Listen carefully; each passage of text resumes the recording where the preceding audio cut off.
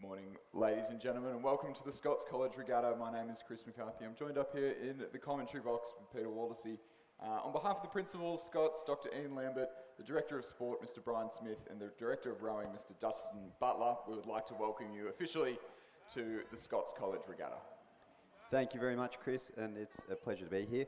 I will now move our attention to race 1, our first race on the program, the School Year 10 4th 8, race 1. There are two crews in this race, the St. Augustine's crew in lane 4 and the Shaw crew in lane 5. In lane 4 we have William Dawes, Rory Parker, Samuel Brooks, Malaki Butcherine, Patrick Keeney, Alistair Brown, William Irwin and Thomas Norton. They are coxed by Riley Wallace and coached by Felix Connor.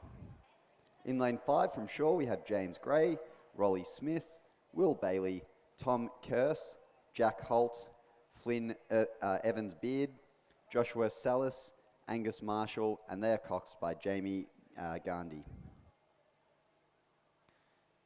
Thanks, Waldo, and a good, honest Year 10 4th 8 race to start the day's racing off. A little bit of a mishap in the St. Ignatius crew on the far side of the course, out of the blocks, but doesn't seem to have phased them in that first quarter, coming through the 500 metre mark, just 0.84 seconds, and as we ahead of the crew from North Sydney, and as we saw on our screens, about 2 seats up at that first timing point. Now, an 8th race moving a bit quicker, so we do tend to say that the leaders at the early stages of the races definitely have the advantage, but some slower conditions here today, a little bit of a westerly breeze, and being the lower ranked crews, we definitely know that anything can happen in the later stages of the race. So I reckon we're in for a cracker here to open off the day's racing. Yeah, well said, Chris. And as you mentioned, there was a little bit of a crab there from the St. Augustine's crew in the first probably 10 strokes, maybe 5 strokes, but it looks like they've recovered that really well. They do have a 0.85 second lead, I think it was, at the 500 metre mark. And we are very fortunate at this regatta to have someone in the timing hut at each 500 metres. So what that'll mean is that as the crews come down the course, we will see what their times are and what their splits are, meaning the distance between each crew at every 500 metres. So the 500, the 1,000, the 1,500, and of course the 2K finish mark. Definitely making our lives a little bit easier, particularly early in the morning, which for those of you in the stands may not quite get the same view as we have, because we pretty much can't see a thing up here for the first hour or so of racing. Yeah, we do need our sunglasses for these first little ones with the sun blaring into our eyes, but it is looking like it's a close race, this one. So it looks to me like Shaw is holding on to the St. Augustine's crew as they come into the 1,000.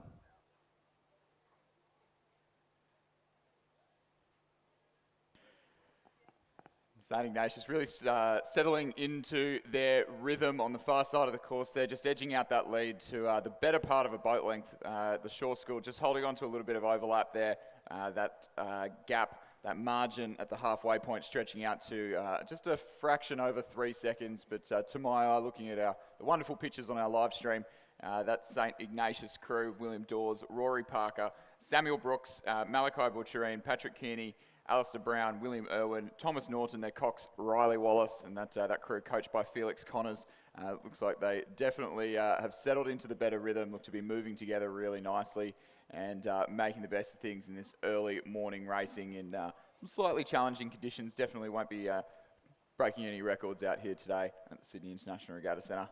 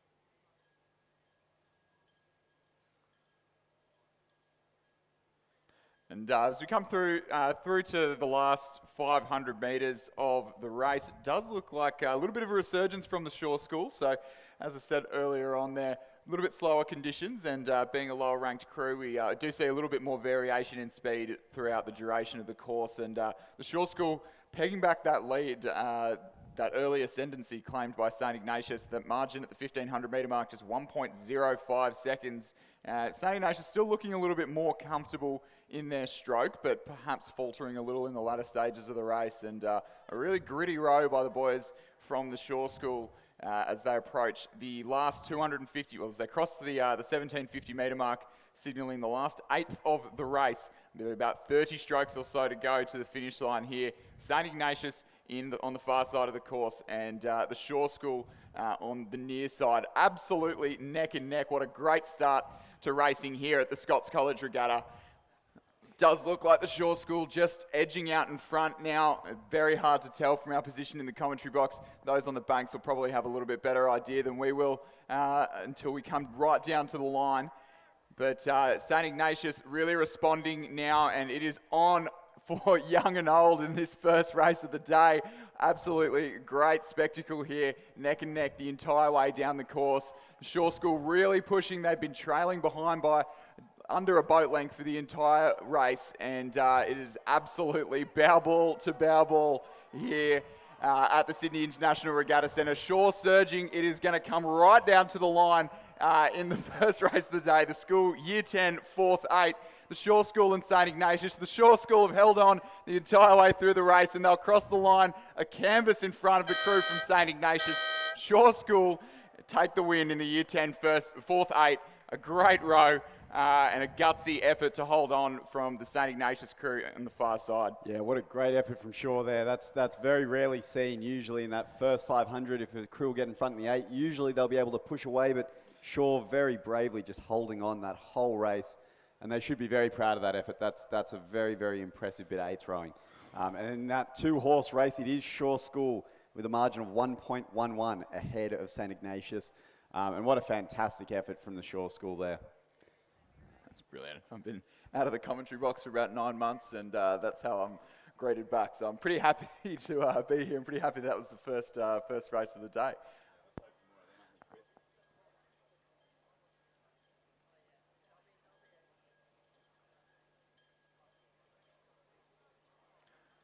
We are off now in the second race of the day. Race number 2, the school Year 10, 3rd 8.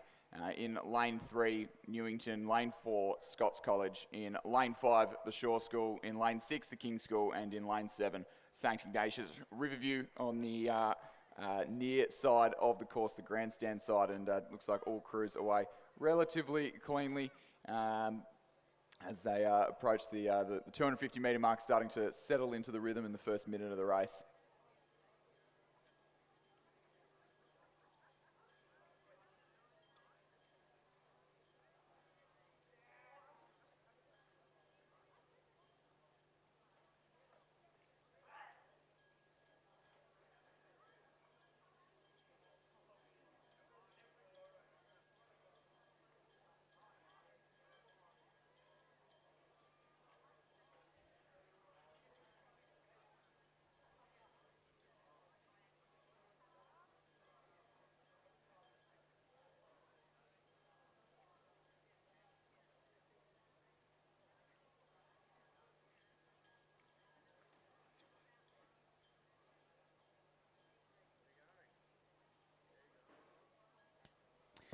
All right, and coming into race 2, the school Year 10, 3rd 8. This is race 1 of this race. We have 5 crews in this race. In lane 3 from Newington, we have Owen Toogood, Jasper C., Buddy Latham, Ted Goldsmith, Oliver Moore, Charles Fuller, Ben Adams, Ethan Grove, and they are coxed by Cade Slater. In lane 4 from Scots, we have Thomas Trott, James Randell, Charlie Stewart, Jethro Teen, Dylan Ivanovic, Benjamin Hatzer, Cooper Simpson, Toby Carenti, and they are coxed by Samuel Doolan. In lane 5 from Shore, we have Angus Marshall, Flynn Evans-Beard, Miles Kingdom, Daniel Wright, Kaylin Welch, Lachlan Adamo, Tom O'Brien, Henry Sherrington, and they are coxed by James Gray. In lane 6 from Kings, we have Tom Gable, Isaac Kamadi, Campbell Barrett, James Wu, Thomas Duffy, Jack Gall, Chase Scott, James Webster, and they are coxed by Max Gable. In lane 7 from St Ignatius, we have Xavier Anderson, Dominic Flynn, Harry Kelly, Jonas Mason, Lucas Gontraxic, Angus Nicol, Andrew Cabot, Xavier Donahue, and Darcy Byrne is their cox. And as we approach the halfway mark of the race, it's a pretty clear leader establishing themselves in the second quarter. They got out to a good lead at the 500, and that was the Shaw School in lane 5 in the centre of the course, really making good work of things here in what's actually proving to be some relatively challenging conditions down on the first half of the course. And they've got a boat length lead on the crew to their left, which is... Timing has totally disappeared, but it's the crew from St Ignatius on their left. So once again, a good battle emerging between Shaw and St Ignatius College. A little bit flipped on its head from the last race where St Ignatius got out to an early lead, and the Shaw School leading by about 3/4 of a boat length from St Ignatius. Newington College a little while back, about 7 seconds back in third place at the 1,000-metre timing hunt. A good gap then back to the Scots College and King's School crews in lanes 4 and 6. Who are just crossing the 1,000-metre mark as we speak. But the Shaw School definitely making nice work of things in the centre of the course, getting a good view back on their competition, either side of them. They won't be too worried about the crew from Newington on their right, but as we saw in the last race, anything can happen in this Junior 8s racing, and the crew from St Ignatius on the near side of the course will definitely be looking to make a last-minute charge and cause a little bit of an upset to their rivals from North Sydney. Yeah, it's funny you mentioned, Chris, about the conditions as well. Usually we do see in this 8s racing, and did mention it earlier, that the crews that are able to get out in front in that first 500 metres will have much more of a benefit than the other crews, especially in the 8 as it is a quicker race. But seeing as though we do have this headwind, it does even the playing field a little bit. So you might find, especially in these Junior 8s, that a crew will rocket out at the start and get a good lead in the first 500, but it might not be enough when they have this headwind to face, as the races will be a little bit slower, take a little bit more time, and it gives those other crews just a bit more of a chance to claw their way back. But surely in this first 1,000, it does still look to be the Shaw School in the lead. Riverview definitely not giving up the chase though, still about a 2.5 second margin, so maybe a fraction over half a boat length at the 1,500 metre mark, and that's pretty similar to the last race where Shaw were coming back on Riverview, so we could see anything, but this Junior 8s racing as well definitely has a bit of a reputation for providing some fairly exciting racing. I do have memories back to my own time in the second Junior 8 where we consistently was a solid 6th at the 500 metre mark, and normally came through for a top 2. And I remember there's some other crews that did the opposite thing. So Junior 8s racing always providing a good spectacle. I think these slower conditions may be accentuating that. We'll just put out a little reminder that we are running the medal presentations directly after the race, so for the first place crews. So if we could ask the first place crews to spin around on the finish line after you've caught your breath and head down to the pontoon for the presentation of medals.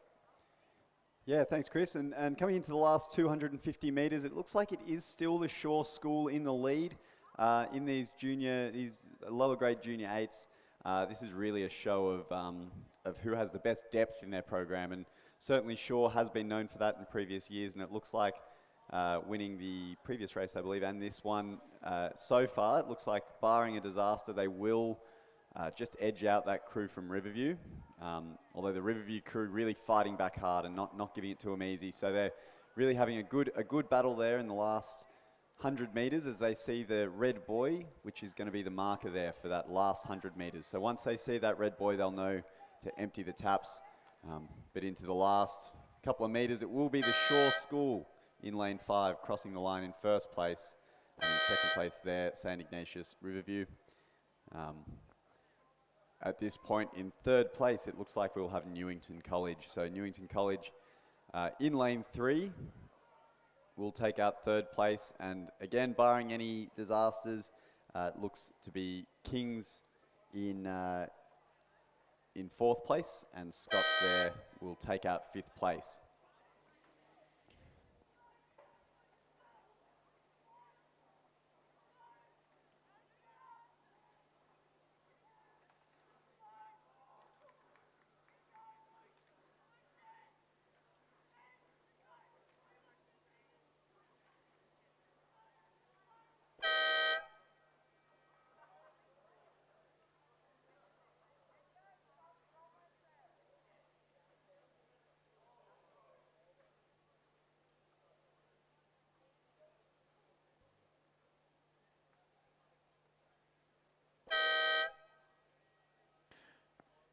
Confirmation of results there in the second race of the day, the schoolboy Year 10 third 8. It was a win, a start to finish win for the Shaw School. And second place, St Ignatius, just a boat length behind, a tenacious row from them. In third place, the crew from Newington on the far side, Kings in 4th, and the Scots College in 5th place. And we'll remind the winning crews of each race, so it would be the Shaw School in this one to make their way to the presentation dais for the presentation of medals for their race.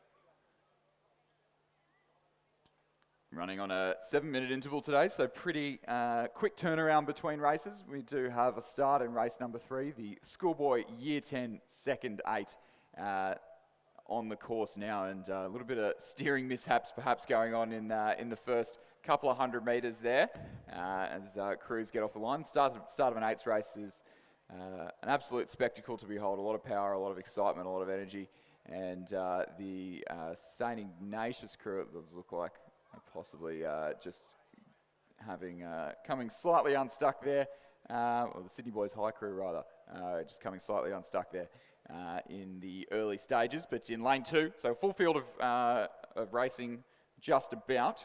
In lane 2, we've got St Joseph's College. In lane 3, the Scots College. In lane 4, Shaw.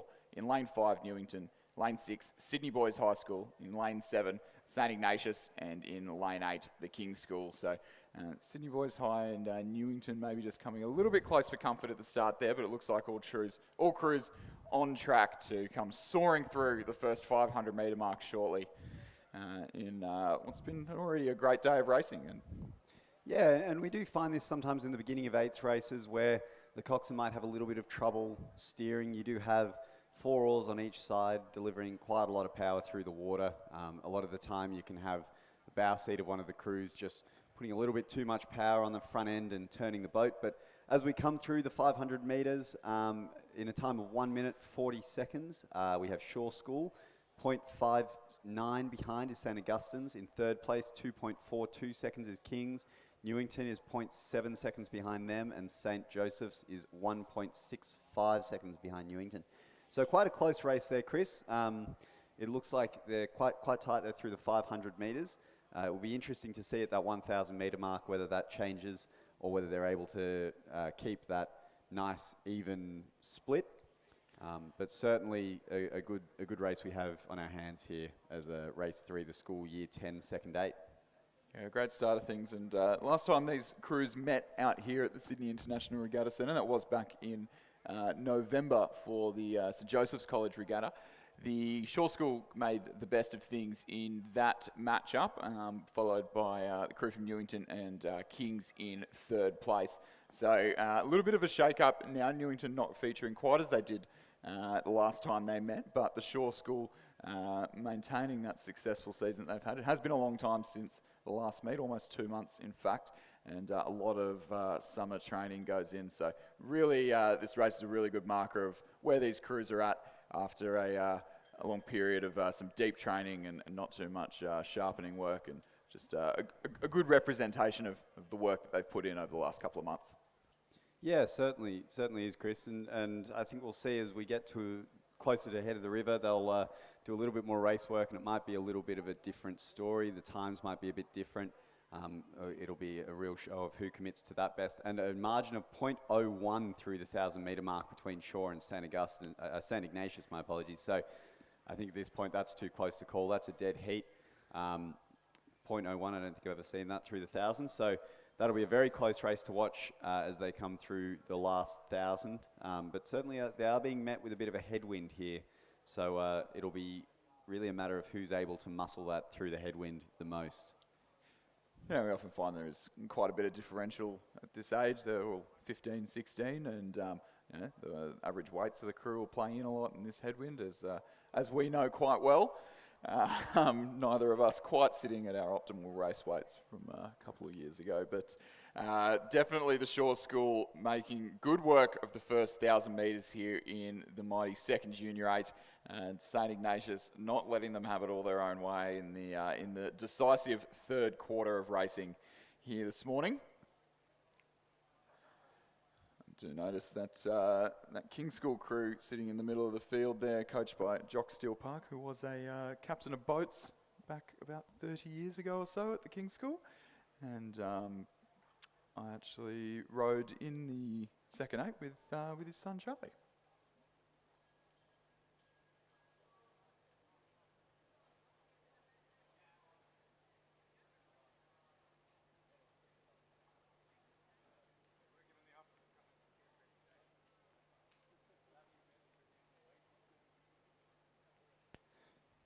Yeah, and speaking of coaching staff, we have the ever-capable Dion Bottega, who is a fantastic rower back in the day, and just seen her name here on the sheet. So I'm sure that crew, that St Joseph's crew, will be one to watch out for. So well done to Dion there. But as we come through the 1,500, that margin is 0.46 seconds. Shaw has just lengthened that out just a fraction.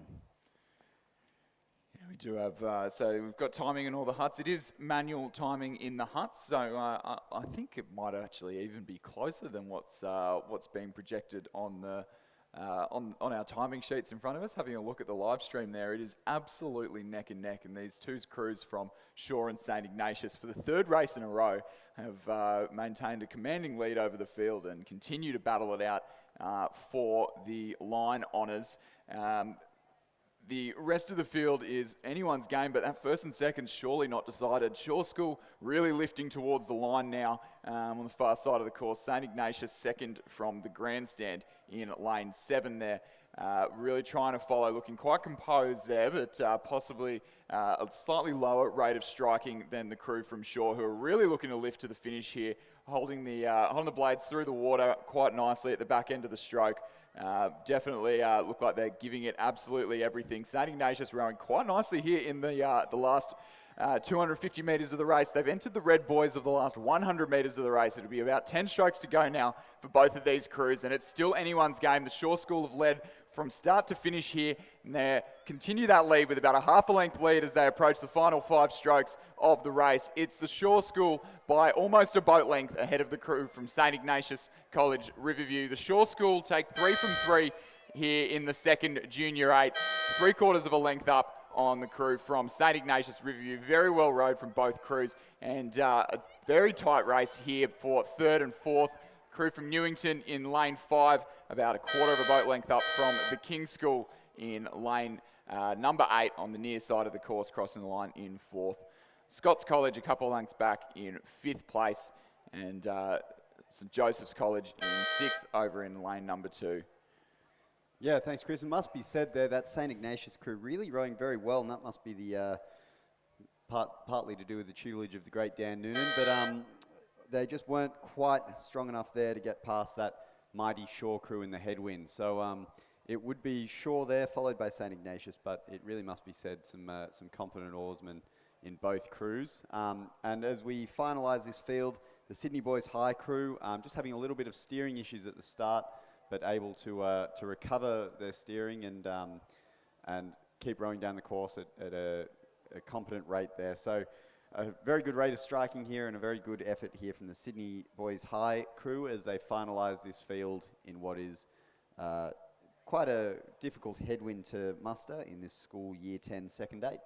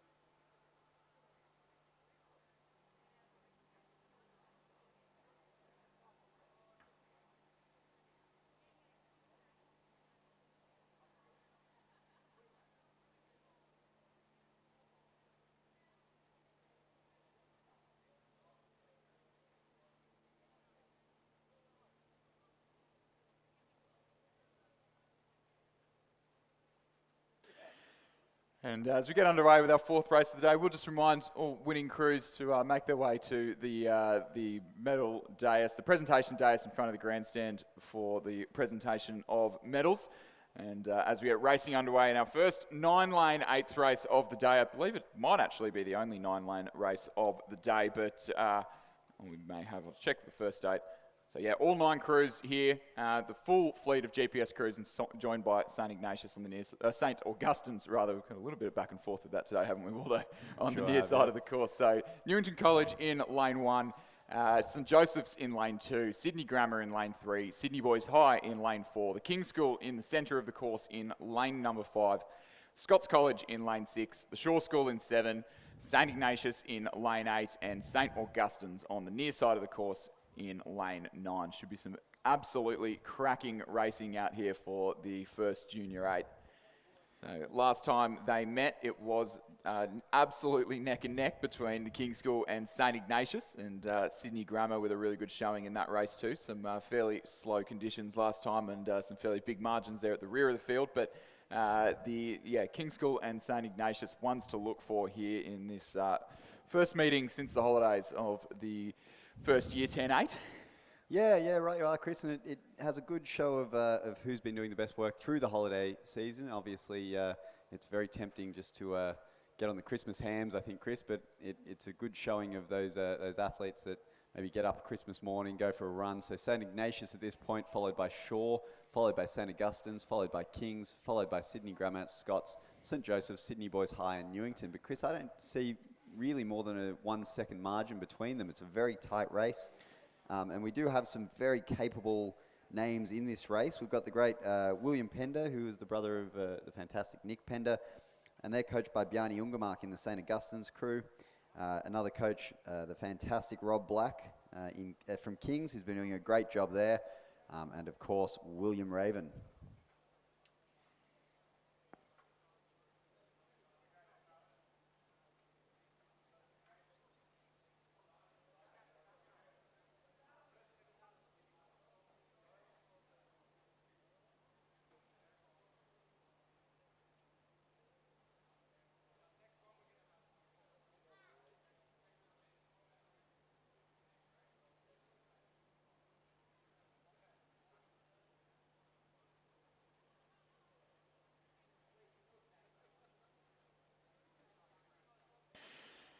So at the 500 metre mark, it was yet another battle between St Ignatius and the Shaw School on the near side of the course too. So it was lane 8 St Ignatius, lane 7 the Shaw School, and then lane 9 St Augustine's, all battling it out within about a second and a half of each other. At that first timing point, it doesn't look like things have spread out particularly much as we approach the 1,000 metre timing hut. It'll be neck and neck between those top 3 crews. Throw a blanket over the field. That's less than a foot between Shaw, King's and St Ignatius. King's School making a move into podium contention. All crews were within a bow number, within the margin between those 3. So the Shaw School still leading at the 1,000 metre mark. The King's School sitting in second place, moving through with a strong second 500. St Ignatius in third. St Joseph's about almost 3 seconds back in fourth. Sydney Grammar, St Augustine's, Newington, Scots and Sydney Boys High rounding out the field at the halfway point. Yeah, well said, Chris. 0.16, 0.32, absolutely nothing in those first 3. So Shaw, Kings and St Ignatius. It will be good to see as this headwind battles them, similar to the last race, who has the most power in their crew. So this will really benefit those crews with a lot of crew weight, with some bigger boys, maybe some taller athletes.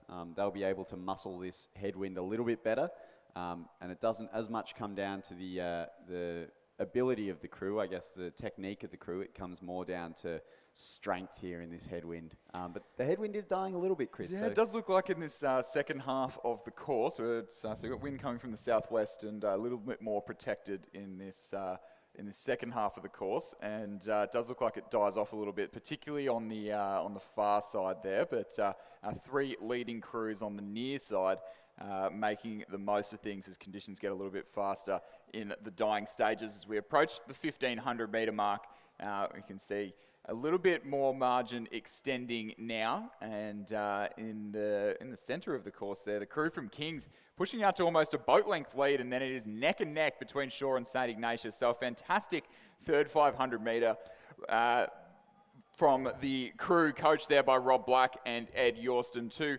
almost stalwarts of the Kings rowing program over the last decade or so, really, since Rob graduated.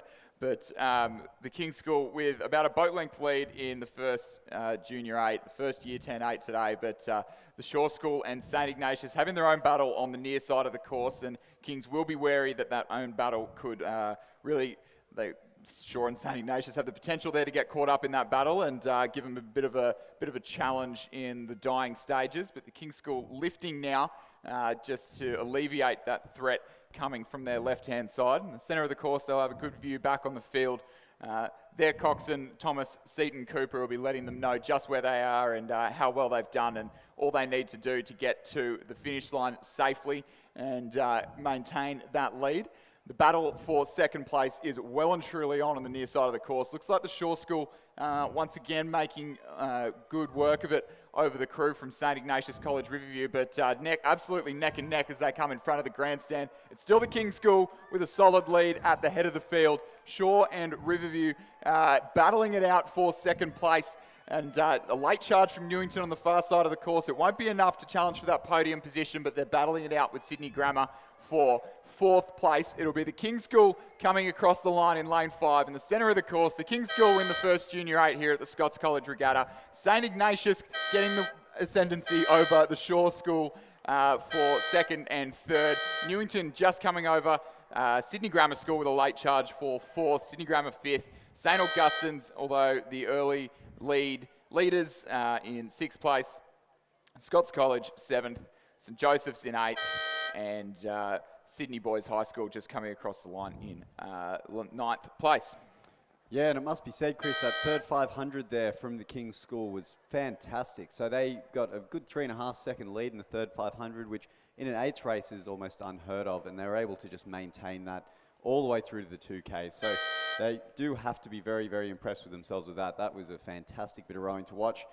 As they came through the 1,000, they were absolutely neck and neck, and they were able to just have a really brave push there in that third 500, and that's a show of some pretty good athletes there, really. Yeah, we're just seeing on the live stream, for those of you watching at home or on the big screen in the grandstand, the King's School there with pretty much a neat boat length lead over St Ignatius College, and some really mature racing for a Junior 8. We do often see, as I said earlier, in this younger 8s racing, the crews aren't necessarily used to the speed, and we do see a lot of chopping and changing and back and forth, and some really mature racing there with a decisive third 500 there from the King's School. Yep, 100%, and we do see that usually crews will shoot out in front and then die a little bit, but they've maintained that really well, so well done for King's School.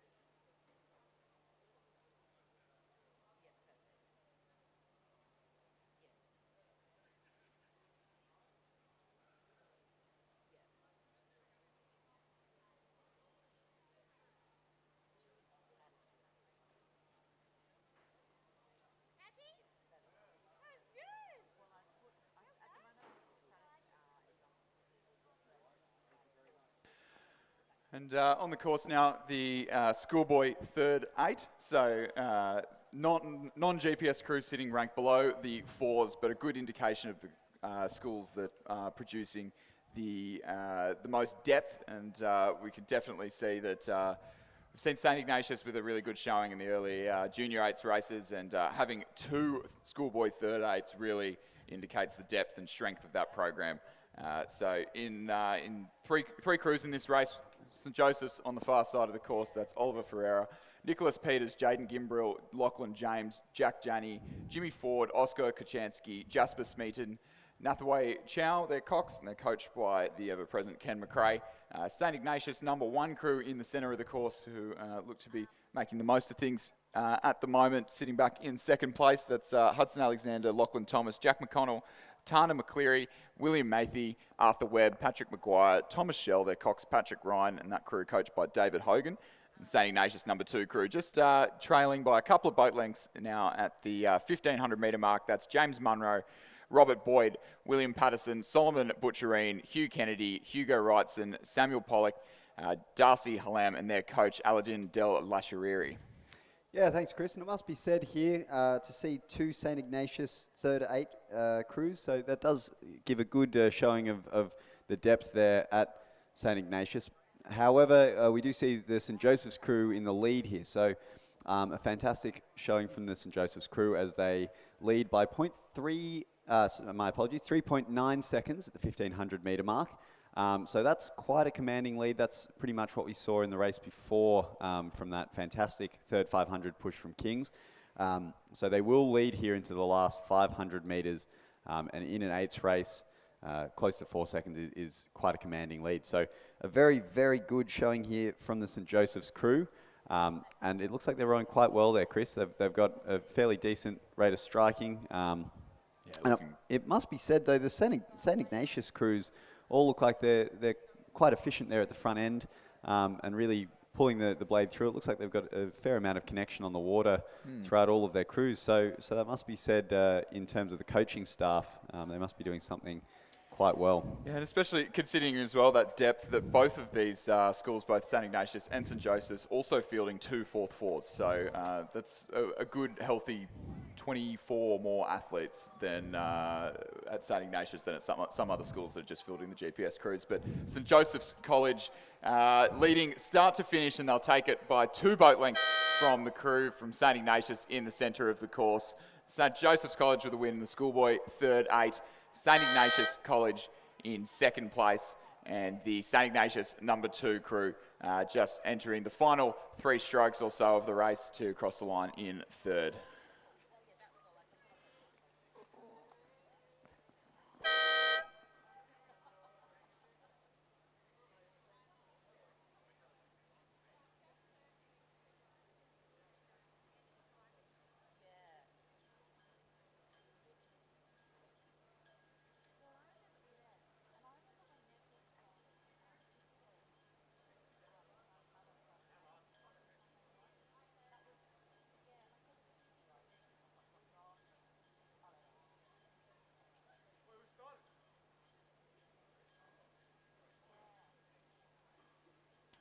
And a little bit of a brief change in commentary up in the box as we approach as we get started underway with the GPS cruise. So Peter Waldersey's gone off on a faithful coffee run, and I'm joined up here by Mark Campbell. Welcome, Mark. Thanks, Chris. Pleasure to be here. What a beautiful, beautiful day. It reminds you just how fantastic Penrith is. Yeah, so lucky across to have head tail. Fred, unfortunately, but there we go. Very lucky to have this facility. I think last time I was commentating down at down in Victoria at the Nationals, and can say that I've definitely got a newfound appreciation for the beautiful Sydney International Regatta Centre and the relative calm on the water, and definitely the fairness of lanes as compared to down in Victoria. But underway now, race number 6 on your program, the first race of the school 4th 4. As I mentioned before, both St Ignatius and St Joseph's fielding 2 crews each, so 4th and 5th 4 in these races.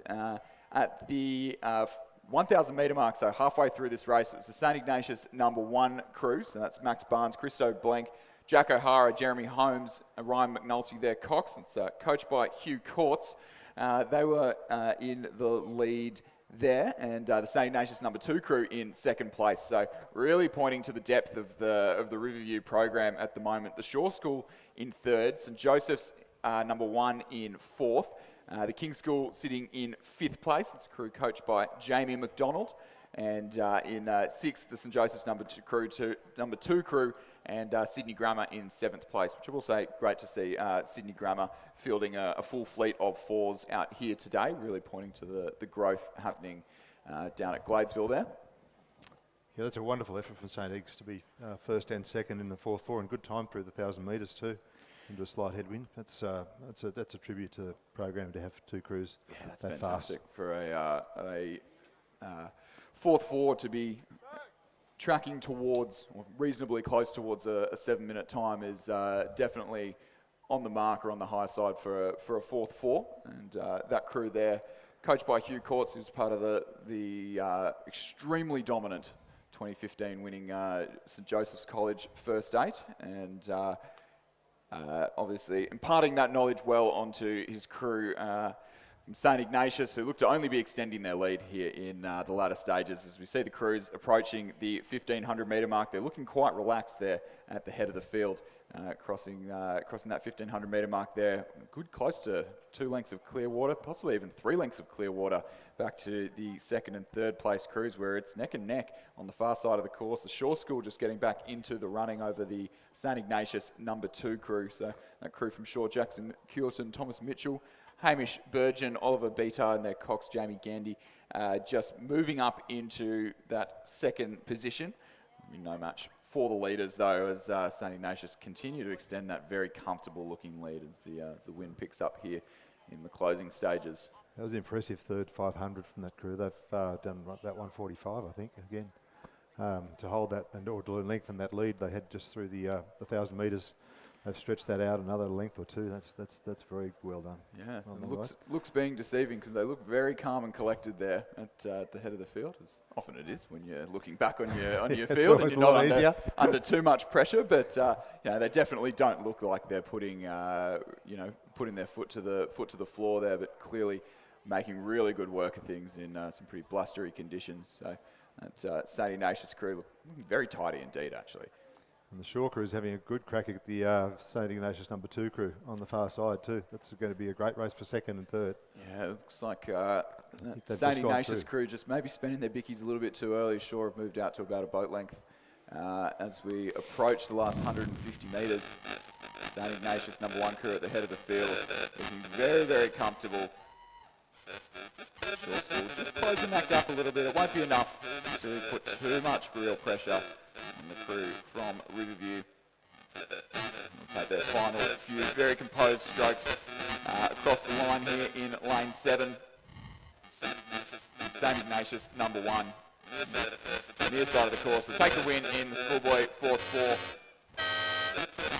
About 2.5 boat lengths from the Shore School crew. Shore School on the far side of the course. St. Ignatius number 2. Joseph's College. St. Joseph's College.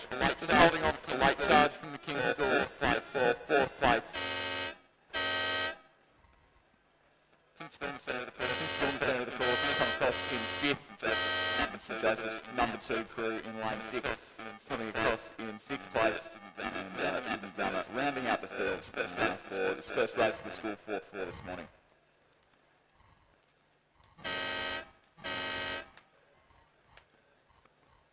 It's great to see a 4th crew. Great to see a 4th crew. Sydney Grammar there and then Sydney Grammar there and then race 2. Form right through to the finish.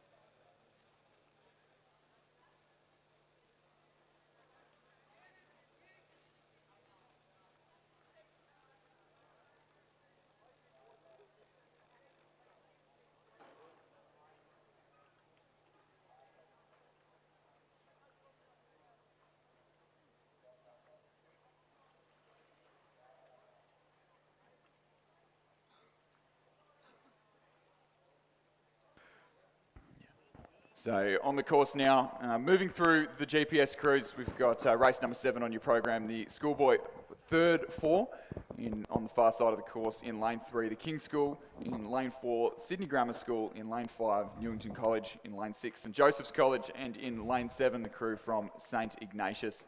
And that third 4 race just coming through the third quarter now, and it was once again the crew from St Ignatius College out in the lead by a fairly commanding 11 seconds at that halfway point from the King's School in second place, St Joseph's College in third place, and Sydney Grammar back in fourth place. And a little bit of a battle occurring in the middle of the field for that second place, but St Ignatius looking very commanding again, once again in the 4s. A crew again coached by Hugh Courts. So a successful morning for him and his 2 crews at this stage. A pretty commanding lead, and as that headwind picks up, it will not seem like a particularly appealing process to be putting down the hammer to put the chase on in the second half of the race here. Another exceptional performance from St. Iggs, and what a great job Hugh Courts is doing with those boys. Must be feeding them well. And Dan Noonan running the program over there. Well done to Dan and everybody involved. That's an impressive result again. Well, it's not a result yet, but it's an impressive effort so far.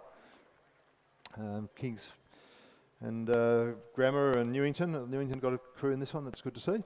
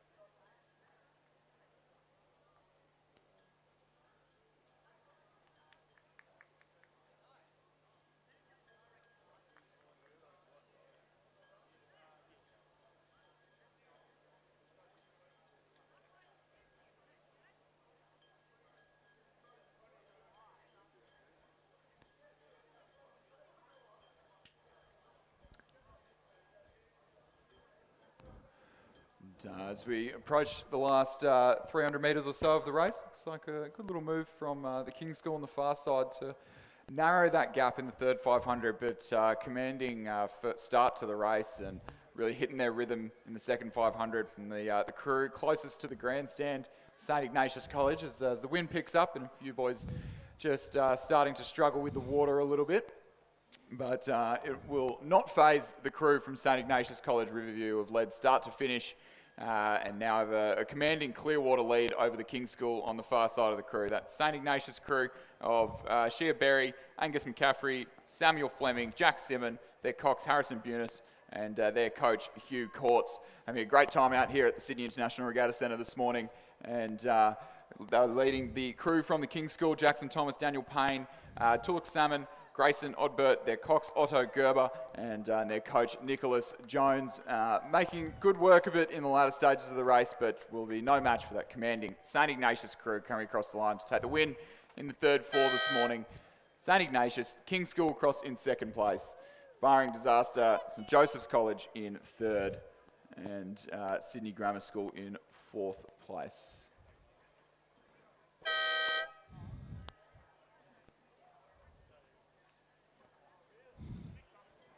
Great race from Riverview to hold that form right through to the finish there. Those guys did not back off one bit. It was very, very good effort, boys. Well done. Well done, Kings, for holding them, keeping them honest.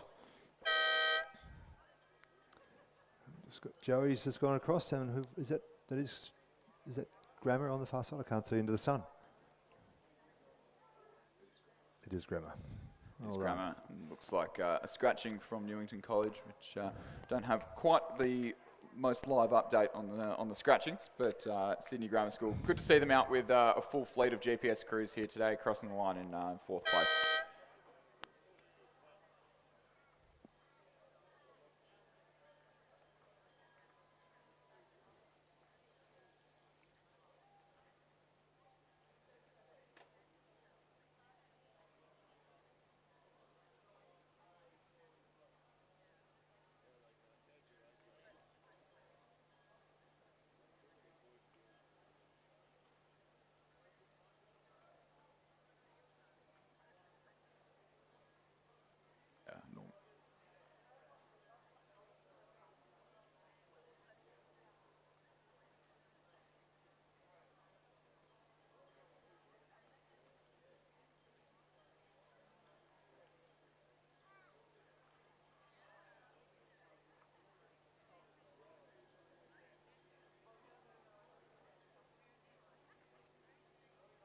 We've got the second fours race on the course now, just coming up towards, I think, the 1,000 metre mark.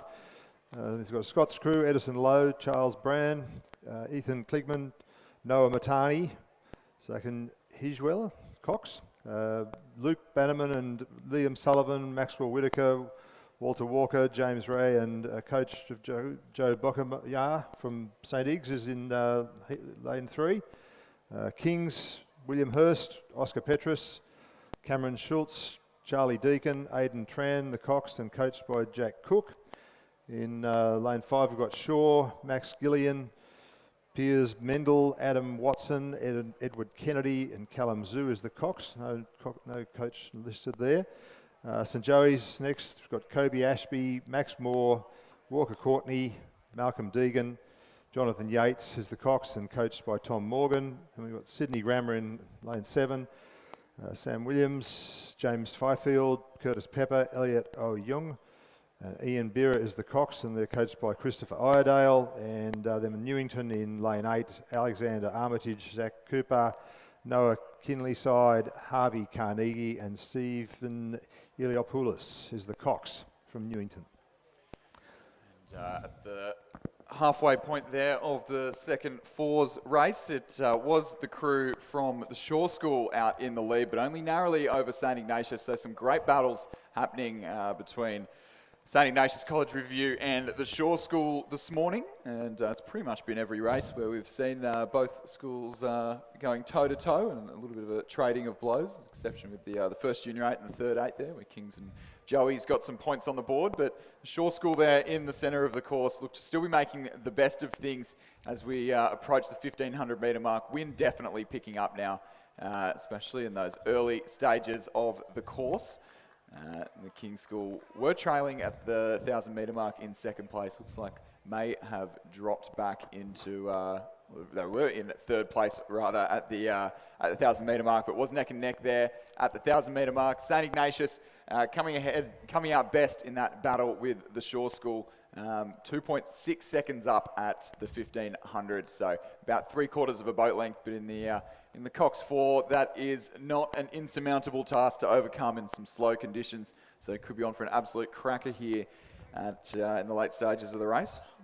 I would hazard a guess that Edward Kenny in that Shaw School might be the younger brother of Anthony, who rode at Harvard and Oxford over the last couple of years.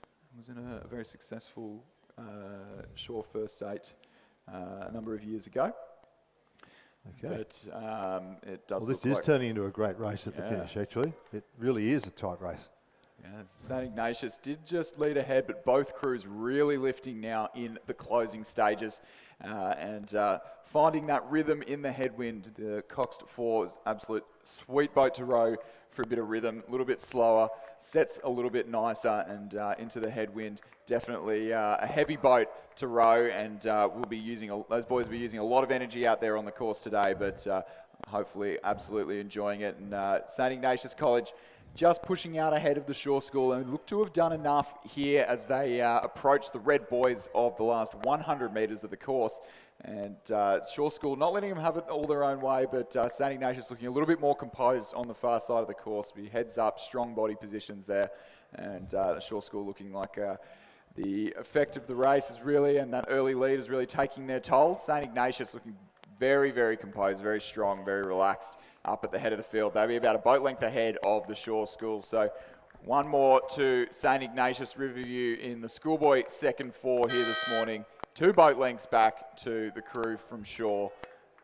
And then quite a margin back to the rest of the field. And a real race hotting up for third place between the King's School in lane 4 and St Joseph's College in lane 6. St Joseph's looked to just be ahead. King's School were the early leaders in that matchup, but absolutely coming down to the line here this morning.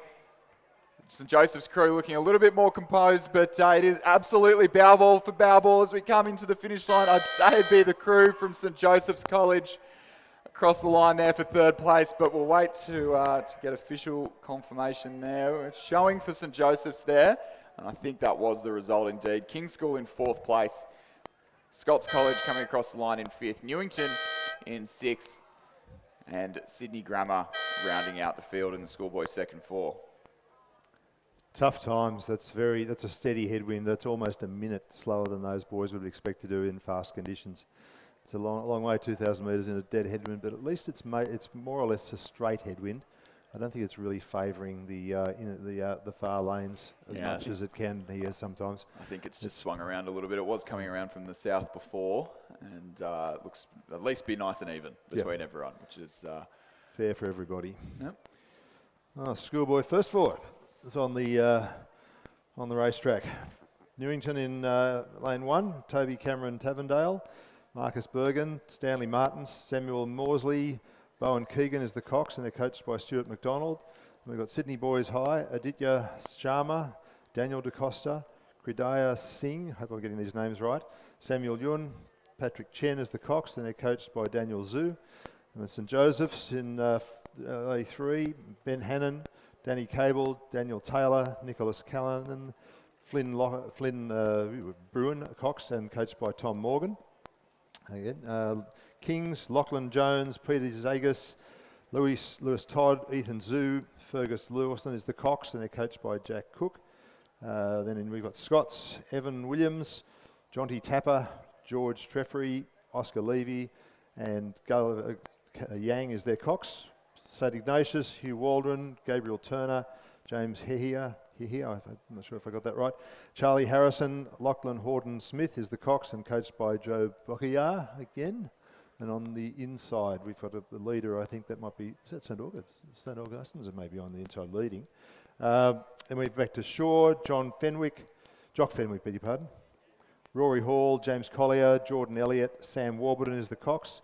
Sydney Grammer, Jonathan Ligdus, Sterling Van Aas, Kieran Hein, Nicholas Johnston, Ty Abdel Sayed is the Cox, and they're coached by Ken Major.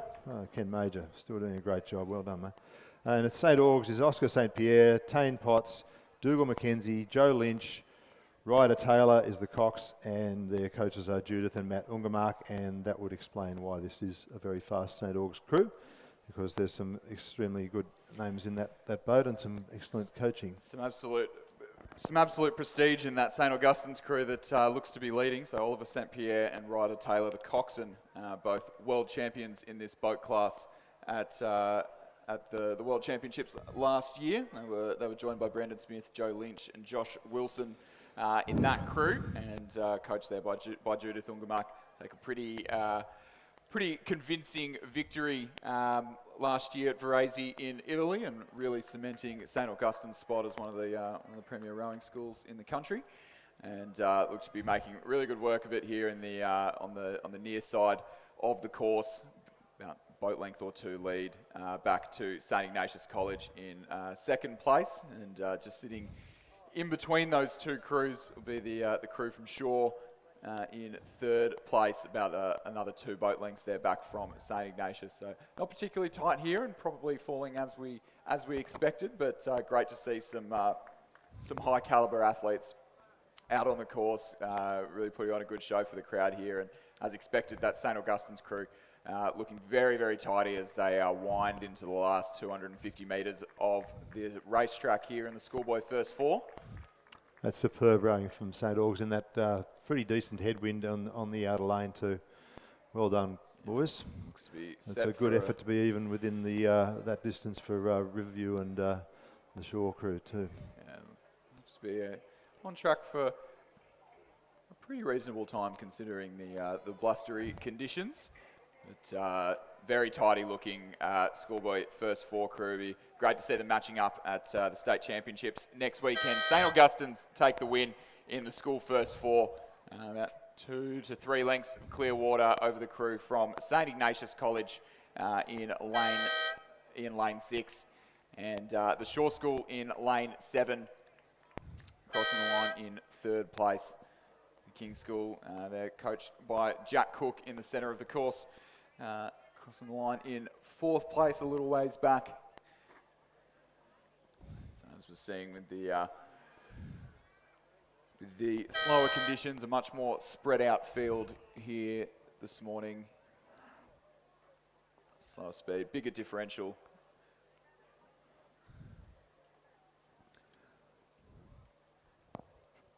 Chris. Can you try and read Chris?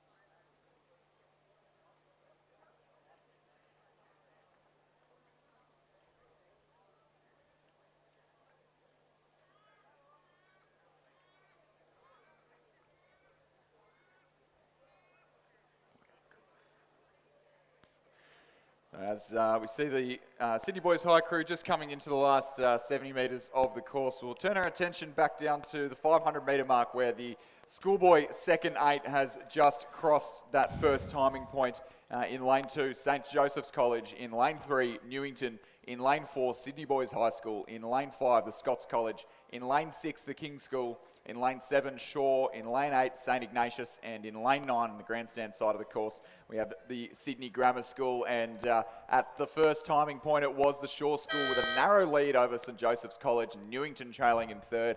Those three crews all within less than 2 seconds of each other, so absolute striking distance here in these slow conditions. And St Joseph's College on the far side of the course really looking to make their mark on the field in the second 500. It'll be between them and the Shaw School on the near side there, absolutely neck and neck at the halfway point. 0.05 seconds the margin from St Joseph's back to Shaw. Newington College about 3/4 of a boat length behind there at the halfway. St Ignatius in 4th, King's School in 5th, and the Scots College back in 6th place. But those top 5 crews all within just a couple of lengths of each other. And as we've seen time and time again this morning in the junior 8s racing, that third 500 metres is going to be especially important to these crews' success in these slower conditions. Just as we were saying, it was looking nice and fair as well. The wind seems to have swung around a little bit, maybe just favouring those crews on the far side of the course. Yeah, Sure St Joseph's will be pretty happy about. It's a little bit, they'll be enjoying that, but that's a fantastic start from those first 5 crews. It's just wonderful seeing great 8s racing on the course here. Close, tight. There's 5 crews within a length and a half or so. So it will really be interesting to see what sorts out in the third 500, which is where these sort of races are generally sorted out. And yes, you're right, Chris. There's a little more crosswind now than there was earlier, but it's still not as bad as it can be here. So I don't think it's too bad. Yeah, we've definitely seen worse. I think I've definitely been out here in worse than a single skull. Yeah. Which those boys will be pretty glad they're out in the 8 with all that weight behind them and all that power of their crewmates. In this headwind, St Joseph's College still looking pretty tidy. As I say, they had a little bit of faltering there in the swirling conditions of the third 500 metre mark. They're approaching the 1500 metre timing point now. We'll get a bit of an update on that battle that was unfolding. Looks like might be a battle across the course, actually, having a look from our commentary position. So St Joseph's moving out to just under a 3-second lead from Shaw, so a great third 500 metres from them. Shaw a boat length clear of Newington College, St Ignatius in 4th, and the King's School in 5th place. And Kings don't have 2 entries there, so there looks to be a little double press of the timing button there, so I can't quite confirm this morning light exactly the pecking order at the rear of the field, but it is definitely the crew from St Joseph's College who have edged out their lead throughout the race to over the Shaw School. Shaw School won't be pleased with. Won't be content to sit there in the closing stages, that is for sure. No, that's absolutely. So hasn't been a bad Shaw second 8 for a very long time, and this one's no exception. They're stroked by the son of a good friend of mine, Dave Cameron, who was an Olympian in the single scull, and his mother was also an Olympian skier and medalist. So they've got some real pedigree in that crew, and that's going to be a great finish. They're really racing for the finish, these guys. Coached by Peter Costa, himself is a New South Wales Kings Cup winner. So, the St Joseph's crew on the far side there, coached by Michael Lane and Dave Geely. So some absolute prestige here in the coaching teams, and that's reflecting in the quality of racing that we're seeing in front of us here this morning, ladies and gentlemen. St Joseph's College really making their mark on the field, pushing out to a decisive lead in the third 500 metre mark, and they'll claim just half a length of clear water from the Shore School. St Joseph's College will cross the line in first place here in the schoolboys second 8. Just a quarter of a length of clear water between them and the boys from the Shore School in second. A neat length clear of Newington College on the far side of the course.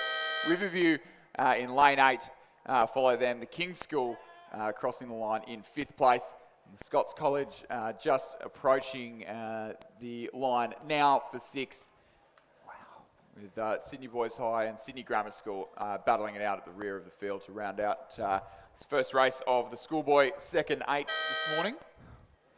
Those times really reflecting the blustery conditions. So 6:39, fairly similar to the slow conditions of the St Joseph's College Regatta in November. Obviously not reflective of the hard work that these boys have been putting in over the summer training block.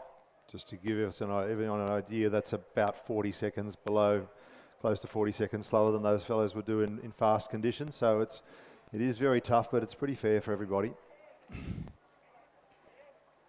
do remember having it handed to me in Year 12 in the second 8 by a particularly strong Shore School crew who I think were the first second 8 in quite a long time to go under 6 minutes a couple of times in 2016.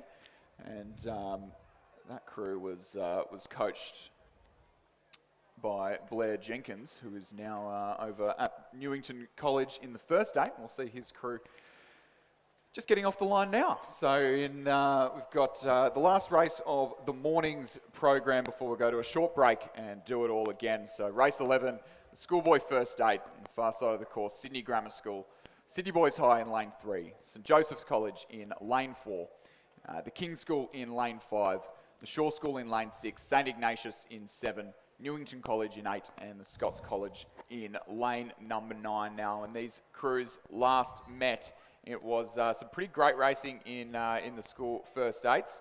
So St Ignatius have really been having a fairly dominant season. That crew coached by Matt Curtin, and they were just ahead of the Shore School and the King's School to round out the program. So, but really looking at the results from the earlier half of the season, it seems to be fairly open in anyone's game this year, and that'll lead to some absolutely fantastic racing here this morning. Close up of that Shore School crew on our screens there.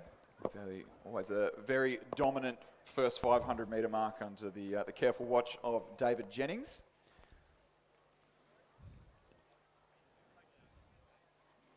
David's father, Tom, was my coach at school in the first year I rode in the first 8. He's a fantastic guy. He was our school chaplain, actually. Wonderful, wonderful guy. And David's done an amazing job with these Shore crews over the years. Yeah, and wow, this is tight. fantastic racing. Newington College the first past the post at the 500 metre mark, but only narrowly from St Ignatius. Sydney Grammar in 3rd, King's 4th, Sydney Grammar 5th, Scots 6th, and Sydney Boys High in 7th. So some pretty tight racing. 0.37 the margin first to second, 1.24 to 3rd, and 2.3 to 4th. Absolutely anyone's game in these conditions, and can't wait to see what's unfolding down the rest of the course. Newington College looking great there on the near sides. Oscar Sutherland, Alexander Tetley, Tom Chanter, Noah Tainch, Angus Mitchell, Morgan Jones, Jamie de Botton, William Fuller, the Cox Elvis Johnson, and coached by Blair Jenkins. Definitely making the most of it with pretty quick first 500. It does look like the wind is a little bit stronger down those early stages of the course. And those leading crews are all on this side of the course too at this stage, so they've done really well to get that time down around the 1:35 through the first 500 metres. Let's see how they hold the rest of the race, because it is a tough journey today. It's going to be a very tough journey. If anyone gets near 6 minutes 20, they'll be doing very well. Yeah, absolutely. And we have said it is pretty fair out there today, but if the wind was favouring one side of the course, it would be the far side. And looks like our early race leaders defying that. So great to see. And I'm just thankful that we're not commentating every race, which goes lane 1 first, lane 2nd, lane 2 second. That was, we had an entire day of that on the Saturday of Nationals, and it was Been there, done pretty that. boring. Down there. It's a very interesting course. It's a little bit of a shake-up in Wow. at the 1,000-metre Well mark. done. So St Ignatius really putting their foot to the metal, striking a great rhythm there in the second 500-metre mark. 3:08 to the 1,000, so really quick second 500-metre there. Going pretty close to 1:32 there in the second 500. So Wonderful effort. maybe we missed something going could. on at the start there, but 4.7 seconds then back to Newington. So a pretty commanding early race lead from, or halfway point race lead rather, from St Ignatius College. Shaw School in third as it stands. St Joseph's fourth, Kings in fifth, Scots sixth, Sydney Boys High and Sydney Grammar rounding out the field there. But that was a fantastic effort there from St Ignatius to establish that, that second 500 metre. Well coached and well rowed, boys. That's a wonderful effort to get up that by that much difference in the distance in the second 500. So we'll see how that goes in the third, which will no doubt sort out the race, as most of them do.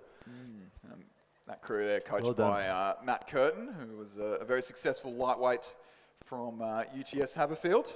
And of course for New South Wales winning the Penrith Cup in 2018.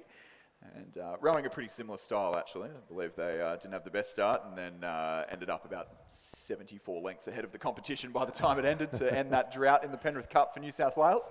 But Remember that race, really seems to be inspiring the boys there from St Ignatius College. Well, That's the crew of Jack Mackin, Edward Kelly, Ambrose Hennessy, Jack Power, Flynn English, Luca Milosi, James O'Meara, Matt Collins, their Cox, Henry Burton, crew coached by Matthew Curtin, and almost a 10-second lead at the 1,500 metre mark.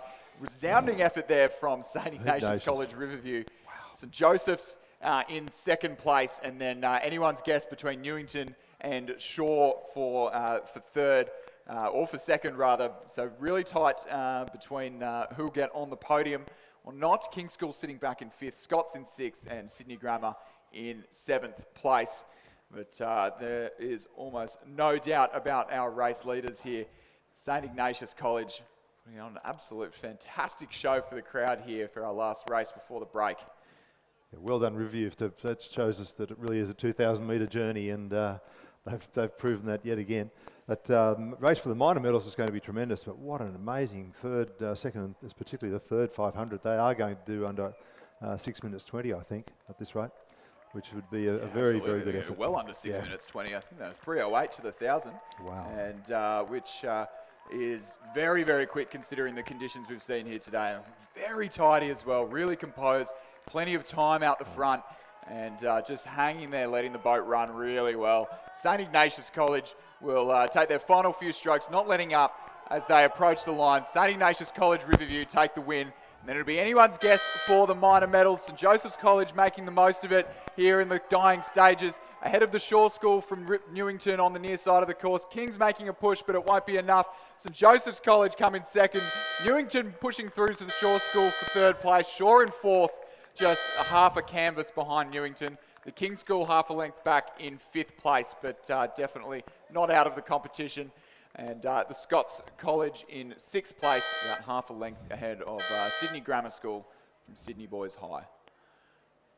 Wow, what an effort by Riverview, and what a great race for the minor placings as well. Well done to everybody, but Well that's an under that exceptional time. 6:20 mark yeah, as well. 6:16 in that wind is a very, very good time. Very good time, and good for St Joseph's, first in the second 8 and second in the first 8. Yeah, it's a great know if sign that of was things expected. to come. And, Yeah. awesome things happening at those couple of schools. So a dominant morning program for St Ignatius, I believe. Probably in the at least the top three in every event, barring one or two.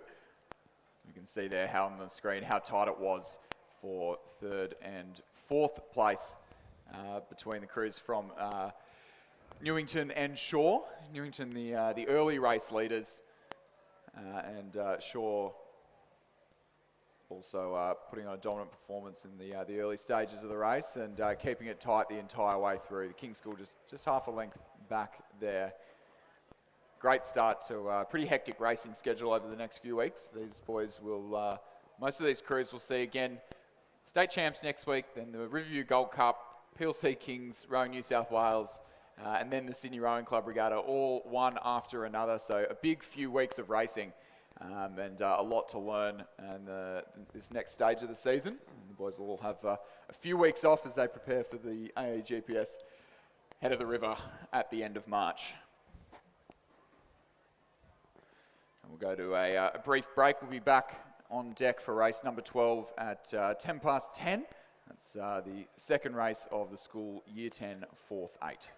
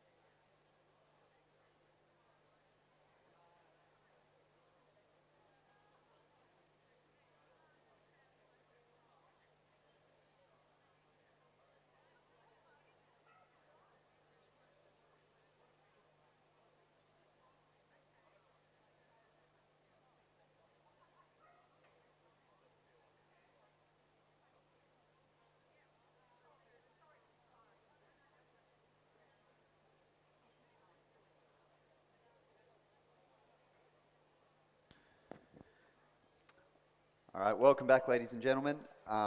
We now come to race 12 after that brief intermission. Race 12 is the school year 10, 4th 8. Now, race 12, we have two crews, similar to this morning. This is race 2 of our event, so this is the second time these crews have raced. So in lane 4 from Shaw, we have James Gray, Rolly Smith, Will Bailey, Tom Kersey, Jack Holt, Flynn Evans-Beard, Joshua Salas, Angus Marshall, and they're coxed by Jamie Gundy. In lane 5 from St Ignatius Riverview, we have William Dawes, Rory Parker, Samuel Brooks, Malaki Butcherine, Patrick Kearney, Alistair Brown, William Irwin, and Thomas Norton, and they're coxed by Riley Wallace. Now, I believe in the first race, this race I think was led by Shaw and then taken back by St Augustine's, unless I'm getting that the wrong way around. And I believe, I am getting that the wrong way around. Led by St Augustine's, taken back by Shaw in the last 500 metres. So we'll see what happens in this second race when they... St Ignatius, my apologies, that's the third time I think I've done that today. So we'll see how we go in this one. We'll see if we have a similar result as the lanes swap. They're great, these drag races, and hard for the crew that's in the second position. A lot more pressure when there's nobody else to look around to. So that's good to watch and great to be a part of once you actually get to the end of it, I usually find. Yeah, 100%. The drag races are fantastic. Gives you real Henley vibes, doesn't it? But it looked through the 500 metres there, it looked to be St Ignatius, and I'll make sure I get that right this time, just 2.2 seconds ahead of Shaw.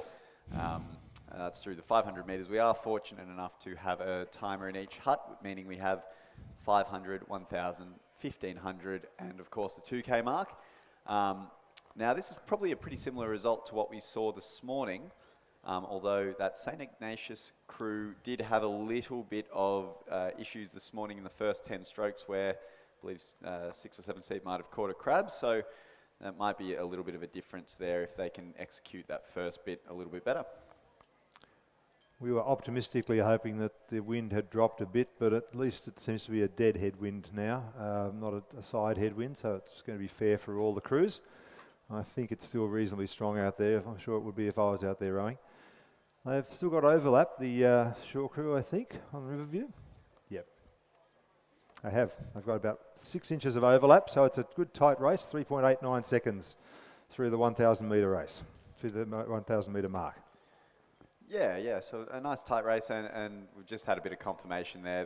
The headwind has stayed the same, but it's just gotten a little bit straighter down the course. So, as you said, we've got a bit more of a fair race happening here.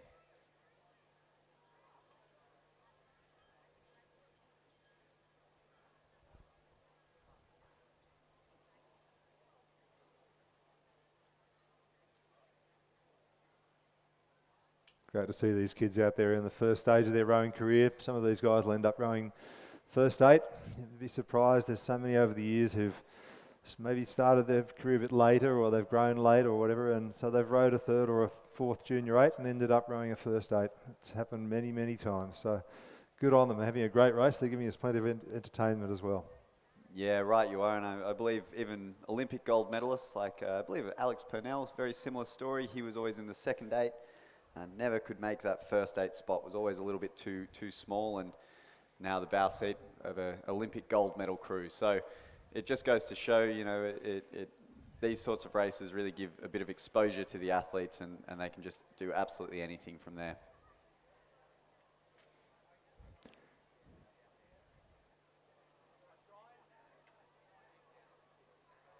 Despite their age and size, they still have to row the full 2,000 metres. So well done to them. Great effort. 3rd 500. Looks like Riverview's just holding onto that lead over Shore. They've just got about a length, and they've got the look back on it, which makes life a lot easier for them. It'd be wonderful if Shore can tighten that gap. They're certainly not giving it away. Yeah, definitely. In these age races, it's so beneficial to get that first 500 metres, let alone the first 1,000 metres lead. Just so you can sit and you can watch your competitor. It's a real different mentality to any other sport where if you get in front, you can just watch that person behind you and you can fend off that charge.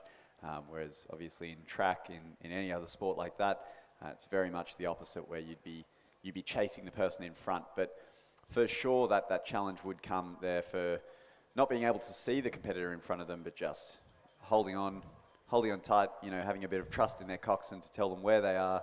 And that's where the coxswain really comes into play in these races. But through the 1500, St. Ignatius leading Shaw with a 5.59 second margin. So not too bad, quite convincing, seeing as though Shaw was able to nap this race from St. Ignatius last race. So a good showing to see that result swapping over. They've exactly turned that around. Well done.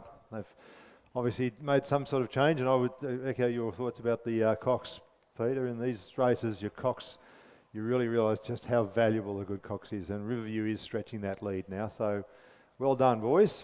Coming from a second in the first race, and they've turned that result around. Great effort, and they've stretched it just a couple more metres from the 1,000 metre mark. But Shaw is not giving it up. They're holding right on to the finish. They've gone out to about a length, the clear water, I think, by the look of that. Yeah, 100%. And as you said, the cox makes such a difference. It might even be that the cox has just called a slightly different race there, knowing that Shaw crew has a fantastic push in the last 500 metres as they displayed in the first race. It might even be that St. Ignatius crew was able to just have that conversation of let's get a little bit more lead. Let's not let them get us in that last 500. And that could be the case here, but definitely in that last 100 metres marked by the red boys, we have the St. Ignatius crew. Barring a disaster, they will take first place in race 12, the school year 10, 4th 8. And congratulations there to St. Ignatius. And in second place, we have the Shaw School trailing behind by 10.17 of a second. So a good swap there. Good to see crews taking a 1-1 in both their races. So definitely a race to watch out for in the future. School third, junior 8 should be in the start right now. We must be just about to start, I would think. Good to see 5 crews, 5 from different 5 different schools, and all changed lanes since the first race. So we'll see what result we get on this the second time around.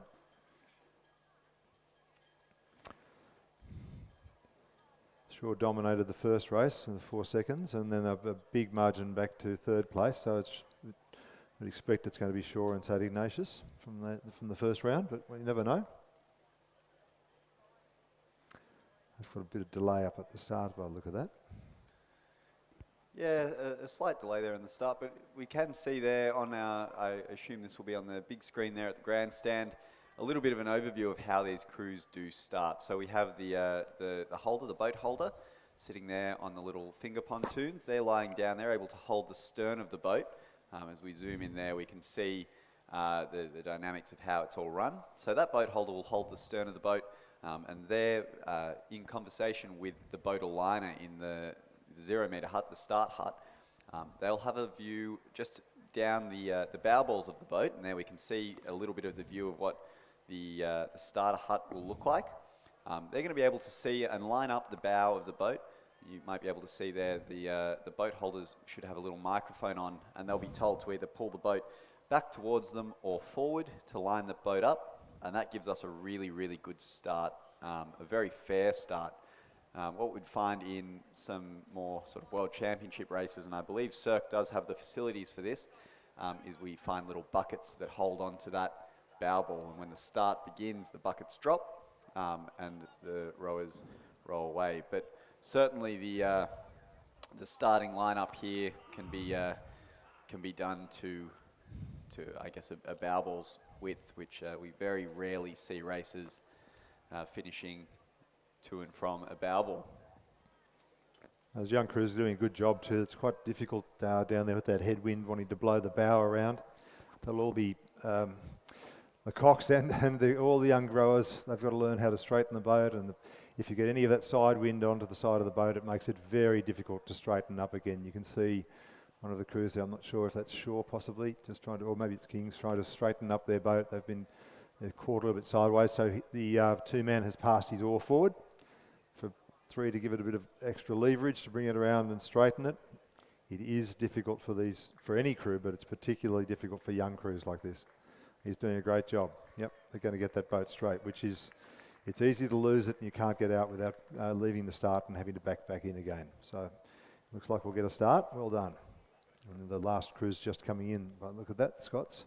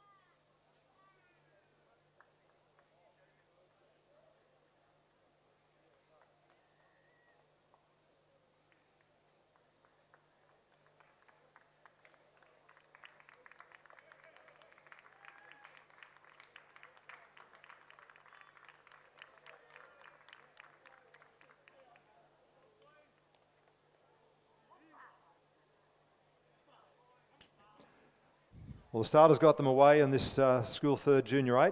Well done, starter, well done, boys. It's not easy out there. So they've got away nice and straight down the middle of the course from the look of that. So well done. Yeah, very good start there. The Coxswain's doing a great job there in this third 8 to just keep those boats really straight in that headwind. We did see a little bit of issues with steering earlier in the race, but early in the regatta, my apologies, but definitely this race, we don't have any of those issues, which makes it a nice, fair race. Looks like there might have been a little bit of rough water there in that far crew, and that would probably be the crew from Scots, but certainly we should have a nice, fair race. So we do see a couple of little white caps on the water there, just some white water from that big headwind that we're presented with. This is looking good up to the 500 metre mark. There's 4 crews very tight. Scots has just dropped back a little bit, but it looks like we're going to be very tight through the first 500 metres. We're expecting Riverview and Shore to be the 2 stronger crews, and that looks like they've just got a bow ball or 2 on the other 2 crews, but the others, St Joseph's and Newington, I think that is, they haven't, or Kings and Newington, is it? Have not given anything away. Yeah, so Shore's got through there first.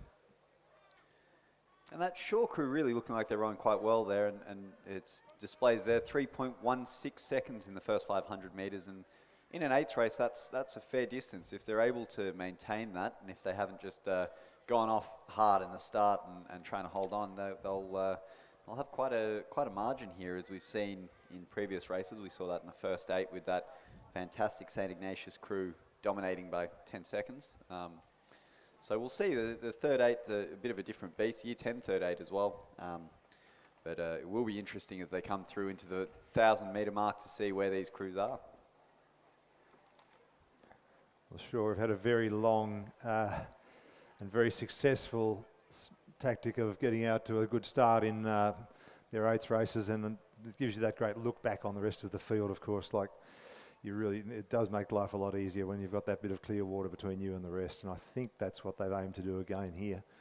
So good for them, and we'll see if Riverview can mow them down again. Yeah, certainly, and as we said, you know, these school races, especially the junior school races, very interesting to see the tactics behind it all. These guys have raced once already, so they'll know how each crew races and how each crew are faring on the day. And they might change their tactics up to try and attack a little bit earlier, or maybe just let crews peter out and try and get them later in the race. But certainly the coaching staff and the coxing will have a big part to play in these second races of the regatta.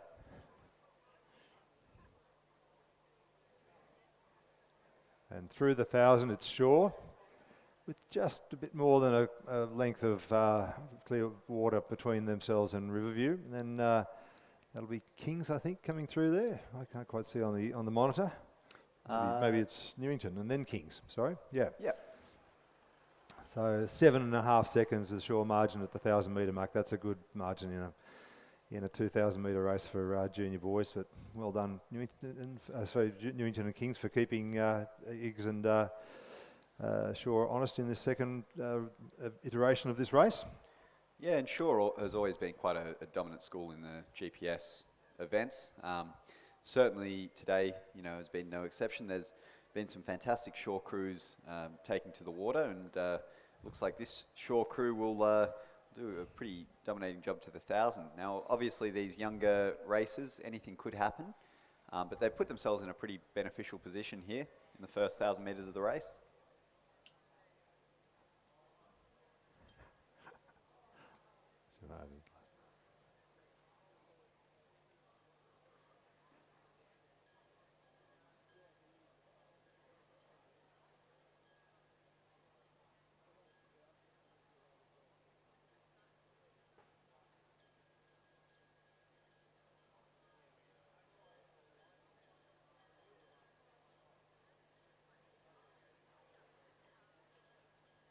Well, at this point, it really looks like Newington and Kings have really stepped up in this the second time around, because in the first race there was large margins of over 20 seconds between the second crew and third, and then third and fourth, and that's not the case for third and fourth this time. They're having a ding-dong battle, and they're keeping Shaw very honest for that second position.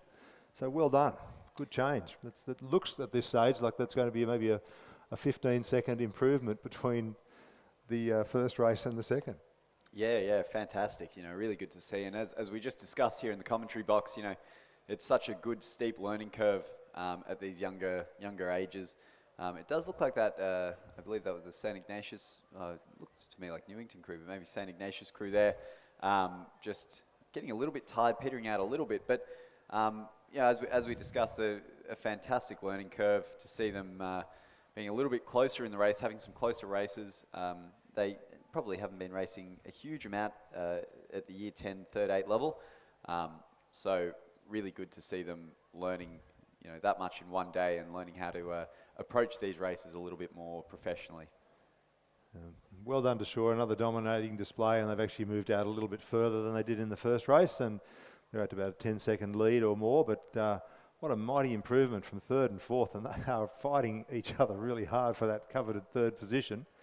And in this race, Kings is approximately 20 seconds closer to Newington than they were from our results in the first race. So that's an amazing improvement. Well done.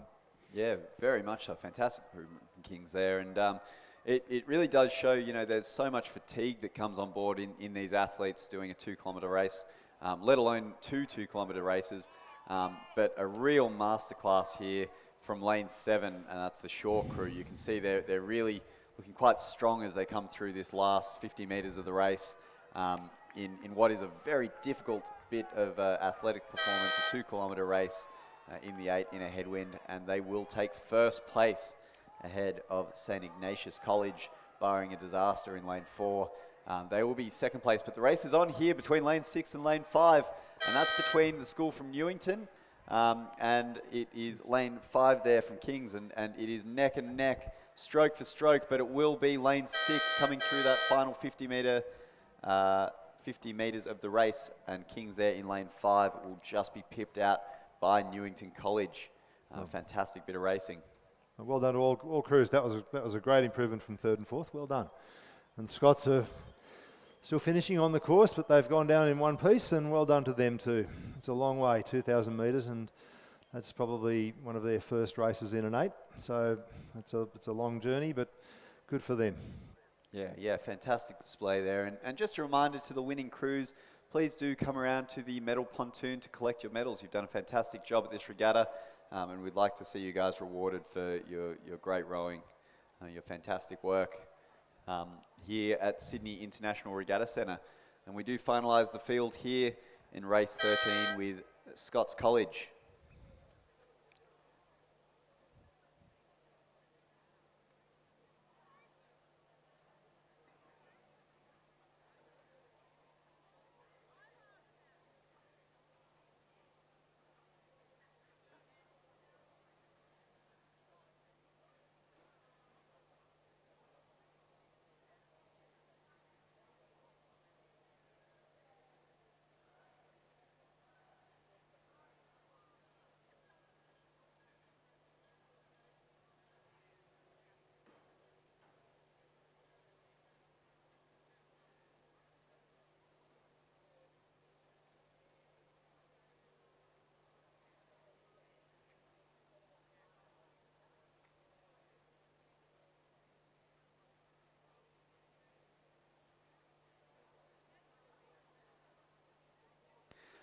We now move into race 14, the school year 10 second 8.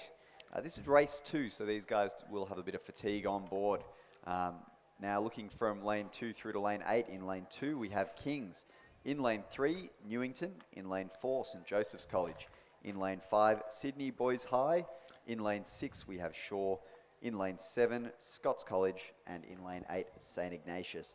And some fantastic names in this field. None other than Dion Bottega there, still coaching at St Joseph's. But as we come through the 1,000-metre mark, I believe at this point, it is Newington College in the lead. They have, oh no, my apologies, they're in 3rd place. So we'll get a bit of a better idea of where everyone is as they come through the 1,500. But perhaps St Ignatius here, unless I'm mistaken. I think it's St Ignatius. Yeah, pretty sure it's St Ignatius on this inside lane. But it looks like alley 6, or lane 6, I should be. Shaw is keeping them very honest, as you would expect. They came 1st and 2nd in the previous race, but I think Riverview might have to look back on Shaw at the moment. Yeah, it does look like it. It looks like some close racing either way. And as we've mentioned before, there will be a bit of fatigue on board here. These athletes have raced before, so all these races here will be a bit of a different beast. We'll see coming through the 1,000-metre mark for sure. These crews will be pretty tired, pretty cooked. But it looks like here lane 8, St Ignatius, coached by Simon Kenders, is going to be taking this race out. It's 15 through the 1,500 actually, that one. Yep. So that's through the 1,500, and they've got quite a commanding lead there by the looks of things on what will be lane 6 there from Shaw. So very good to see St Ignatius, and they've had quite a good regatta this regatta, and they are leading. And we also, as we're watching this crew come down, we can also view this medal presentation for Shaw School, just in between those fantastic Scots flags. That's an impressive effort from that Riverview crew. 5:15 through the 1,500 metre mark with a 10 almost 11-second margin back to Shaw, who beat them in the first race by 4 seconds. So they've really made a statement and a big step up. Well done, boys. Well done, coach. Well done, everybody. Yeah, very good there. So that comes back to what we were saying before. You know, this second race, maybe they're fixing any mistakes that they might have made in the first race. They're a bit critical. So it shows some real professionalism by this St Ignatius crew to be able to come back and say, this is what we've done well, this is what we've done badly, and to be critical of their own rowing and come back and lead this race through about 150 metres to go. And barring a disaster, it will be the St Ignatius crew winning this race. They'll see these red buoys, and that will indicate 100 metres to go. They'll empty the taps there. As we've said before, it looks like they're rowing quite cleanly, aren't they? They're rowing very well for a school second junior 8. That's a tremendous effort. Well done. Yeah, and as we've also mentioned, you know, the great tutelage of the fantastic Daniel Noonan, who rowed absolutely beautifully as an athlete himself. Obviously departing some great knowledge onto these young men as they win this race in lane 8 there. Congratulations to St Ignatius there. And they will be followed in lane 6 by King's School, by Shaw School. But a fairly decent lead there by St Ignatius, Shaw School, and then coming through in 3rd place, that will be Newington College. Bit of a race here between Scots and Kings, but it will be Scots College to take out 4th place, then Kings in lane 2 taking out 5th. Good row by both those crews to be well and truly within inside of 2nd and 3rd. Yeah. Well done. That was a very good effort. Yeah, fantastic racing there. And finalising our field here, barring a disaster, it will be lane 4 from Joey's. And then finally, I believe that will be lane 5, Sydney Boys High.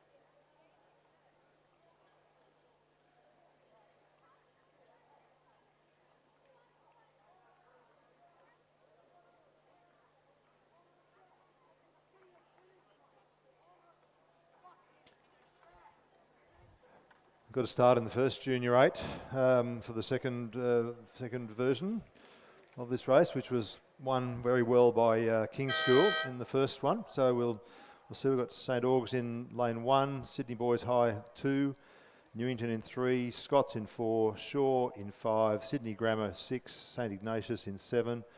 Lane 8 is King's, and closest to us on this side is St Joseph's.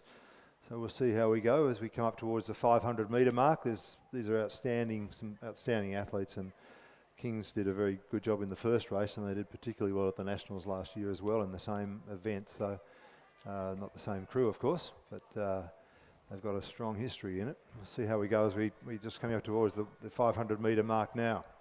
Yeah, and these first Year 10-8s, all these athletes will be aspiring athletes to try and make the first 8 later on in their careers, but surely first Year 10-8 is definitely a show of some natural talent. So we've got some a good first 500 there by Kings, then St Ignatius, then Shaw, then Scots, then St Joseph's, then Newington. But the margins there not too big. We've got 1.95, 1.28, 2.19, 0.77. So some close margins as we come through the first 500, but definitely a race where anything can happen. These guys will have fatigue on board. So that first 500 isn't a display of too much, seeing as though that fatigue will usually set in around the 750 mark to the 1500 mark. So as we watch this race, we'll get a bit of a better picture in this next 750 metres, I'd say, as it looks like that St Joseph's crew really just struggling with the rate a little bit there, but again, anything can happen. Yeah, there'll be big variation in ability and experience in this Year 10 group, and again, a lot of these guys are going to grow. I know that my boys raced the Year 10 8. They were a bit young for the year, but they rode at 61 and 65 kilos, and they ended up both, I guess it was about 85 when he rode there the river, and 2 years later, and David was on about 80. So there's a lot of changes happen in kids at this age.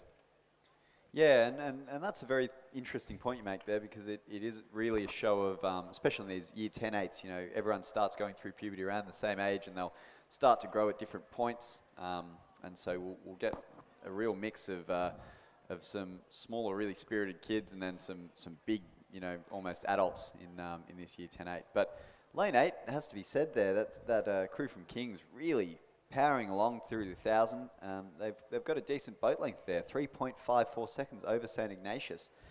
Very impressive there from Kings.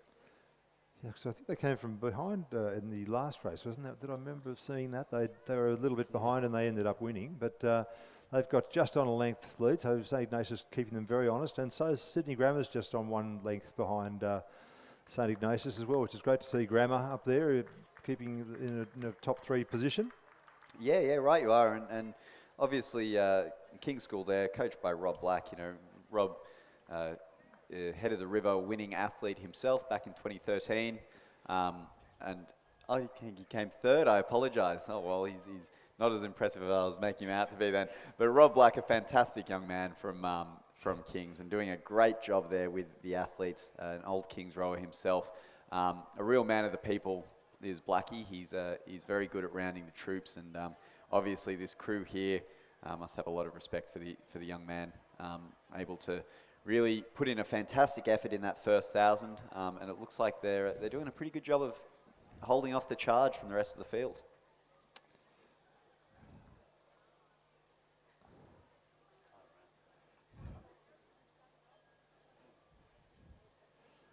Yeah, it's a strong effort from Kings, but they have not changed their margin to St Ignatius, so they're really having a crack at them, St Ignatius, and similar with Grammar. So this is a really good race. Well done. They've got a length, but that's all. We'll just see how we go in the third 500. That's where it often gets sorted out, of course. But well done to them.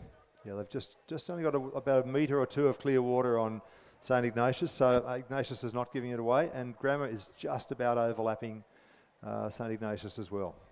Yeah, they have got that length, but they're not extending that lead. So it'll be interesting in this last 500 to see if they peter out, if that fatigue gets to them in the last 500, if St Ignatius is able to have a good push. But certainly a dominating lead and a length in an 8 is a long way, and it's a long way to make up. especially in 500 metres. But they aren't extending it, so it will be interesting, St Ignatius, to see how they are able to muster that length back, if they are able to muster that length back. But certainly the King's School through the 1500 metres, 500 metres to go, that's when they'll start that push. They'll start to charge for the line. And in this headwind, it will take them a little bit longer than they're used to. So doesn't look like they're petering out, though. It looks like they've got... Great race for third, fourth, fifth, sixth, seventh. This is a Definitely really is. good race. There's a great line across the river. There's a couple of Joeys and I'm not sure who that, maybe Sydney High has just dropped back a little bit, but that's an excellent race from all those boys. There's nothing much in that. Scots is having a real crack at Shaw in the middle of the race. Yeah, some great racing, a real drag race here. Yeah. And it will be too close to call at this point for the middle placings. It will, barring a disaster again, be Shaw. My apologies, Kings in lane 8 leading this race. Then St Ignatius. However, that middle bit of racing, it will be a good event to watch. Now at this point, lane 6, I believe, will be Sydney Grammar taking this one out for third place. And that will be too close to call for the middle placings. Now Shaw School losing a number, but they'll take fourth place, third, lane 3, lane 4, and lane 1. Oh, what a great finish to that race. Places 4 to 7, but within half a length of everybody. Well done to all of you guys. A really good result for everyone. Grammar got up for a third place, and that's always good to see. And the margin was only just 1 second greater than it was in the first race for Kings over St Ignatius. Shaw dropped from third to fourth in that one, and Grammar picked themselves up from fifth to third. So well done. Yeah, very impressive. So 5th place there from Newington College, 6th Scots College, 7th St Augustine's, 8th St Joseph's, and 9th place there Sydney Boys High. And the St Augustine's guys, coached by the great Bjarni Ungermark, son of Matthias Ungermark, doing a great job out here, and good to see that program having really lifted up in the last three to 5 years. Yeah, haven't they been strong? All right. Number of national championships and some fantastic kids have come out of that St Augustine's program, and continuing to come out of that program, which is a wonderful tribute to the people who run it. Yep, it sure is. And we move our attention now to race 16. This is the school third 8. Now very similarly from the previous race 1, we have St Ignatius 1, St Ignatius 2, and St Joseph's. So 2 St Ignatius crews showing a real depth there in the Riverview side, and the Joey's crew here as we compete for the school third 8. Now this was won previously by lane 6 St Joseph's. They were in lane 4 for the last race. We've had a total swap around. And it looks to me like it is St Joseph's in the lead again with a very similar margin as we saw last race, about 6.16 and then 8.36.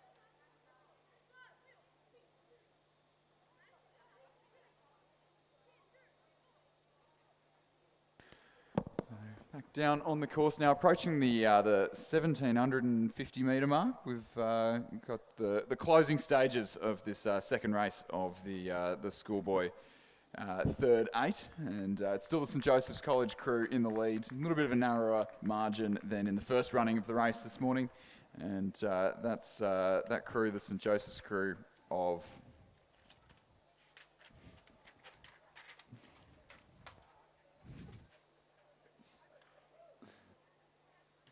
That's St Joseph's crew of Oliver Ferreira, Nicholas Peters, Jaden Gimbrell, Lachlan James, Jack Janey, Jimmy Ford, Oscar Kachansky, Jasper Smeaton and Thawi Chow. They're Cox, coached by Ken McRae. Looking very tidy, very relaxed out the head of the field there. And we'll make it 2 from 2 this morning in the school third 8 at the Scots College Regatta. The St Ignatius #1 crew on the far side of the course. Making up a little bit of ground in the closing stages of the race, just over a boat length behind the St Joseph's crew, so a good learning from them that they've got that in the tank to come back in the closing stages of the race. St Joseph's crossing the line just over a boat length back to St Ignatius #1 crew, so narrowing that margin down to just under 6 seconds in the closing quarter. Yeah, some good racing there, and that Joey's crew really looking quite dominant there as they win their second race. So a very dominant performance there from them. Finalising the field here is this second St Ignatius crew, but certainly St Joseph's College, they should be very happy with that result. As they were rowing along, they looked really like they were rowing quite technically well. Rowing is a very technical sport, so in these third 8s, you have the rankings of I guess the 16th through to the 24th ranked scullers or ranked sweepers. If my maths is correct, it may not be, but you can see some really technical focuses for these lower ranked athletes, and really a great job there by St Joseph's College. They should be very happy with that result. And turning our attention back down to the early stages of the course now for the second running of the school fourth 4. It does look like we do have all crews present. Doesn't look like there's been too many scratchings for the second running of races. So on the far side in lane #2, we've got the St Joseph's College #2 crew. In lane 3, the crew from the King's School. In lane 4, the crew from Shaw. St Ignatius #2 in lane 5 in the centre of the course. Sydney Grammar in lane 6, the St Ignatius #1 crew. They were the winners from the first running of the race this morning in lane 7, and the St Joseph's #2 crew in lane 8. That was the crew that came 6th in the first running of the race. Not listed here, but it's good to see Michael Benerius coaching the Shaw School 3rd and 4th 4s, the big golden bear. And his crew doing fairly well in the first race and looking to improve on their second place result in the second race now as St Ignatius 1 and 2 in the early stages. They're leading the race to the 1,000 metre mark, about a boat length between 1 and 2, and then about half a length back to the Shaw School in 3rd place, St Joseph's #1 in 4th, King's School, St Joseph's 2 and Sydney Grammar rounding out the field at that 1,000 metre point. Yeah, a good bit of racing here as well in this race 17. As you said there, Chris, St Ignatius 1 and 2. Very impressive, both coached by the great Hugh Courts, an old UTS rower, and doing a fantastic job there to coach these two crews to a 1st and 2nd through the 1,000. However, as we know, these crews will have a bit of fatigue on board, and it will be interesting to see how that second 1,000 goes, especially in the Cox 4 event, Chris. You know, it takes a lot of strength and a lot of muscle to row a Cox 4 well. It's the smallest boat that we have with a coxswain, bar the pair, but that's not really seen very often. So this Cox 4 event will really favour the bigger crews. Bring back the Cox pair. Bring back the Cox pair. Have you ever been lucky enough to row a Cox pair, Chris? I have not. I would. It's on the bucket list for sure. I have, and I can tell you it's not fun. It's not a fun experience. But the old lightweight Cox pair, particularly, I don't think really deserves its place. Exactly. Everyone likes seeing a 9-minute pair race. But turning our attention here to race 17, St Ignatius 1 and 2 dominating the field, although they are being pushed there by the Shaw crew. St Ignatius 2 with Shaw just 1.69 seconds behind. So a good race there for second and third. It looks at this point like it'll be St. Ignatius 1 to take out first place. So Shaw had a good battle in the first race with the St. Ignatius number 2 crew. It was St. Ignatius 1 and 2 for the first half of the race, and then Shaw coming through in the closing stages, and it does look like they're attempting to do something similar in the second running of the race. So the St. Ignatius number 1 crew in lane 7, number 2 crew in lane 5, and then just to their right, the crew from Shaw nipping at their heels as we approach the last 220 metres of the race. No doubt about it, St. Ignatius number 1, Max Barnes, Christo Blank, Jack O'Hara, Jeremy Holmes, their Cox, Ryan McNulty, coached by Hugh Courts. They're our definitive race leaders at this stage, barring disaster. Their schoolmates in the number 2 crew, the crew also coached by Hugh Courts, Alistair Brown, Angus Linehan, Riley Burgess, Charlie Harrison, their Cox, William Brasington. They look to be doing enough. They look to have done enough in the early stages to cement that second place ahead of the crew from Shaw, Jackson Curtin, Thomas Mitchell, Hamish Burge and Oliver Batar, and their Cox, Jamie Gandhi, sitting in third place. That'll be the finishing order, barring a spectacular disaster here in the school fourth for St. Ignatius, number 1, crossing the line in first place. Looking nice, good length through the water, nice and relaxed out at the head of the field there as they approach the calmer conditions of the last 100 metres. And their schoolmates in the number 2 crew will presumably be the St. Ignatius 5th 4, crossing the line in second place. Shaw School in 4th place. Shaw School in 3rd place, I beg your pardon. The King's School in 4th. It'll be the St. Joseph's College number 1 crew on the far side of the course in 5th. St. Joseph's number 2 in 6th place on the near side of the course. And Sydney Grammar School to round out the field. Yeah, and a great race to watch there as that race is finalised. A very good result there for the 2 St. Ignatius crews. Some good stuff happening there at Riverview. 3rd place from Shaw, and Shaw's been doing a fantastic job as well this regatta. So very, very positive to see our 1, 2 and 3 crews really crossing the line with confidence and then finalising this field from lane 6. We have Sydney Grammar School in 7th place. Now we turn our attention from race 17 to race 18. This is the school 3rd 4. So the school 3rd 4, race 2, again, will have a bit of fatigue on board. This is competed by 5 lanes. We would have had 6, but we've had a scratching there from the Shaw School. So in lane 4, we have St. Ignatius. In lane 5, we have Sydney Grammar. In lane 6, we have the King's School. In lane 7, St. Joseph's. And in lane 8, we have Newington. And through the 1,000 metre mark, it is 1st place St. Ignatius, 2nd place King's School, 3rd place St. Joseph's, and 4th place Sydney Grammar. So interestingly, in the first running of the 4s races, that was when the wind did pick up a little bit, but the St. Ignatius crew that we just saw across the line were actually the fastest schoolboy 4 of the morning in the first running of the races, and they indeed a very quick crew. It'll be interesting to see as we hopefully get some more consistent conditions across the races, how those times pan out in these second runnings. And in the 3rd 4, it was St. Ignatius once again leading the charge to the 1,000 metre mark. King's 2nd, St. Joseph's in 3rd, Sydney Grammar sitting back in 4th place at that mark. Pretty tight between King's and St. Joseph's for 2nd place, but St. Ignatius there in the schoolboy 3rd 4. Leading the charge with about an 11-second lead at that 1,000 metre mark.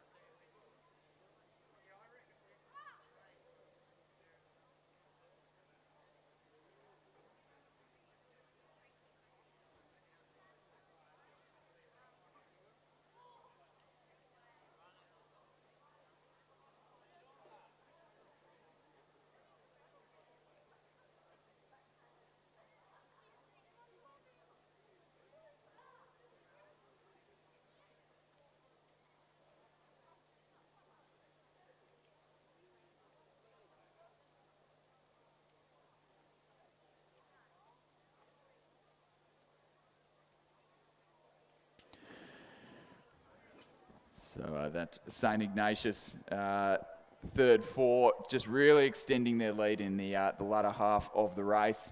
Looks to be out to sort of 5 or 6 both lengths. The Henley Royal Regatta stewards would call this one an easily as we approach the last 250 metres or cross into the last 150 metres of the regatta.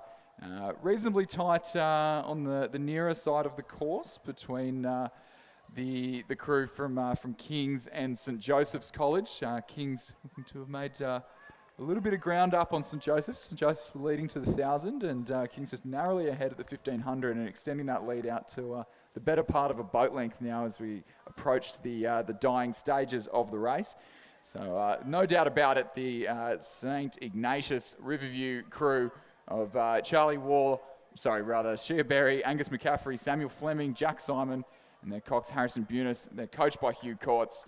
A third win on the trot, essentially, for Hugh Courts in the schoolboy third four. King's School moving nicely through St Joseph's College in the closing stages, about a length ahead to slot into that second place. It's a crew of Jackson Thomas, Daniel Payne, Tulloch Salmon, Grayson Odbert, their Cox Otto Gerber, and their coach Nicholas Jones ahead of the crew from St Joseph's College in lane 7, across the line in third place. And it's the crew from Sydney Grammar School just here to rounding out the field now. Yeah, pretty brave race there. And as you said there, Chris, I think the Henley stewards would call that one an easily. It's Matthew Pinsent would have a field day. But it looks like their lane 5 is going to finalise that field. But certainly St Ignatius with a very brave push, leading that by quite a length as we finalise the medal presentation for the other St Ignatius crew. So fantastic work there from St Ignatius.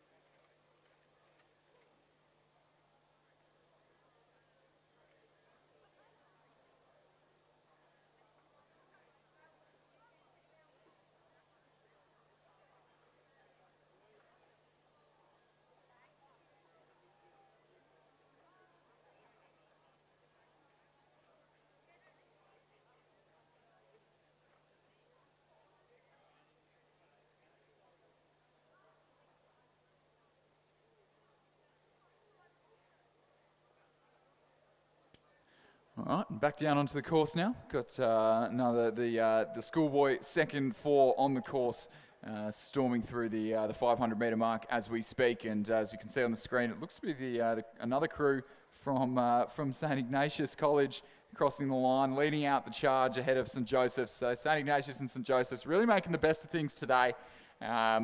First and second there in the second four. They followed them across that 500-metre timing point by the Shaw School.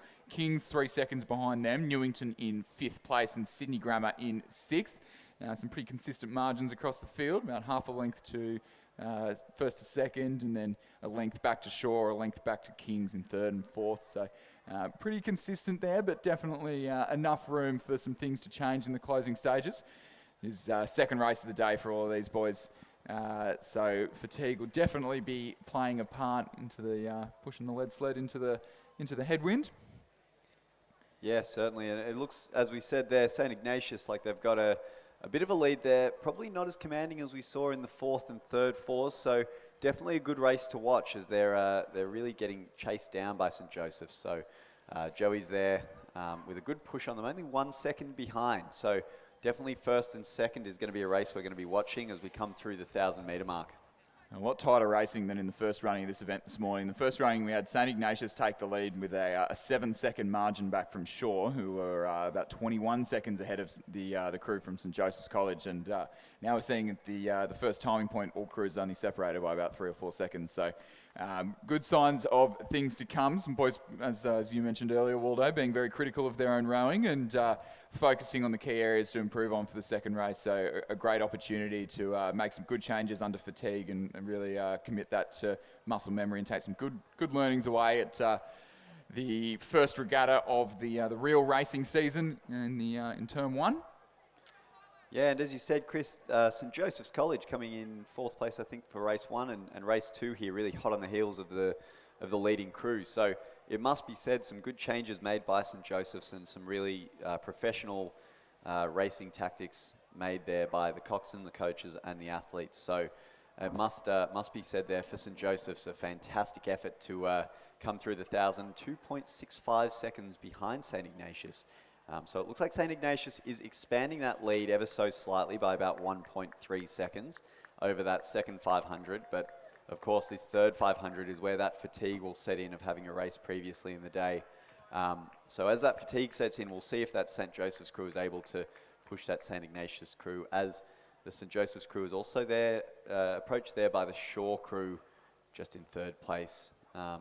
So very much anyone's race here as they come into the third 500.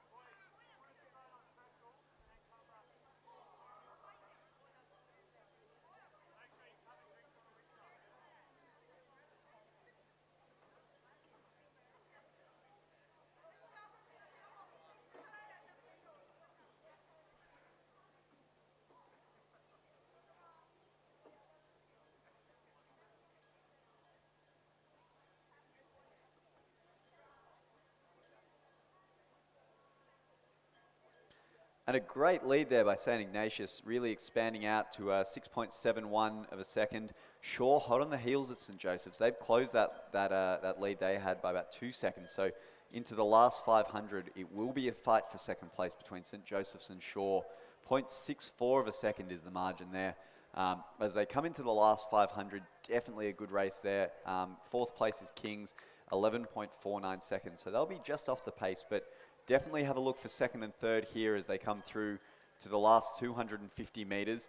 St Ignatius dominating this race, but definitely St Joseph's a fantastic effort there to just remain in that fight for the medals. I believe they came 4th in race 1, so race 2 they've obviously had a bit of a fight to be able to get just into second place and to maintain that second place position. So again, some really impressive strategies.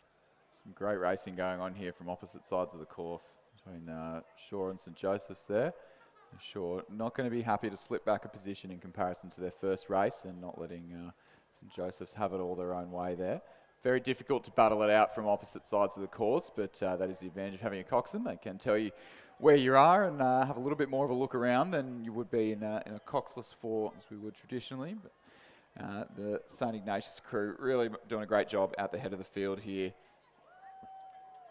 Yeah. And definitely a fight here for second place, but I think St Joseph's may have just slipped just a touch. It looks like there's a bit of steering issues there from that crew in lane 8. I think it will be the St Joseph's crew. Oh no, my apologies, St Joseph's crew just slightly ahead of the crew in lane 8 from Shaw. So not exactly a decisive victory though. Definitely close, and Shaw hanging on all the way through the race. Yep, so great effort from Shaw there, but fantastic bit of race strategy, race planning from St Joseph's in lane 3. They were able to just muscle that through. And we see in 4th place here in lane 7, we have the King's School really racing to the line. A bit of fatigue on board there, but having a very brave race to take 4th place from Kings. And finalising the field there, Sydney Grammar and Newington College. But definitely St Augustine's, a very impressive effort there in these School 4 races. They will take out the 4th, 3rd and 2nd 4. So surely St Augustine's coming into the first 4, My apologies, St. Augustine's. I think that's no St. Augustine's. St. Ignatius. St. Ignatius. Got there eventually. I got there eventually. Well, they'll probably have a pretty tight battle They will with have St. Augustine's They in definitely will. in the first four. They had a pretty dominant performance in the first race. We've been racking our heads about with a bit of rowing trivia and trying to remember the names of the AGPS trophies. So these St. Ignatius boys we've just seen, they'll have their eyes firmly set on the Alan Callaway Trophy come the 25th of March. And the GPS crews in this race will have their eyes firmly set on the Urala Cup for the first four. But St. Augustine's won't be racing at that one, but putting on a great show for us here, swapping sides and ending up on the far side of the course. So Oscar St. Pierre, Tane Potts, Dougal McKenzie, Joe Lynch. The Cox, Ryder Taylor, coached by the formidable Judith and Matthias Ungermax, doing a great job. 1:42.4 to the first 500. So a pretty snappy time, actually, possibly in a slightly more sheltered lane and having a real dig out there ahead of the St. Ignatius crew. So St. Ignatius pretty close to making it 4 from 4. I'm sure they'll want to give St. Augustine's a good nudge there. And Shaw School sitting just behind them in third. Newington, St. Joseph's, Sydney Grammar, Sydney Boys High. Yeah, and we have seen this St. Ignatius squad just really dominating these four races. But if there was to be a crew to challenge them, it would be this St. Augustine's crew. The St. Augustine's crew are really having some fantastic results, especially in the four, as we've said earlier. Going to the Junior World Championships and winning a gold medal is absolutely no small feat. Definitely heavily publicised, as it should be. A fantastic effort from St. Augustine's there. So definitely and that's very off the good back rowing of them program. winning the schoolboy point scorer at the National Championships last year. So It is. really It is. cementing themselves as not only one of the best rowing schools in the country, but in the world. Yep, fantastic. Exactly. Couldn't have said it better myself. And St. Augustine's is a school that we really didn't hear of until about 3 or 4 years ago. So the fact that they'd go from absolutely nothing to being the top rowing school in almost the world, is so fantastic to see, and no small part played there by Judith and Matthias Ungermark. And as we come through the 1,000, is St. Augustine's at the time of 3 minutes 31, St. Ignatius 8.56 seconds behind, and then Shaw 0.28 of a second behind that, and 0.98 the other Shaw crew. So very close, but a very quick time through the 1,000 in this headwind condition. So it's possibly the strongest the wind has been blowing all day, and that is definitely tracking to be quite significantly the fastest fours time of the day. If they are to continue a similar pace and really extending that lead in the second 500. We've seen quite a few crews make good work of hitting their rhythm in the second 5 and 8 seconds over pretty strong St. Ignatius crew. It's no small feat.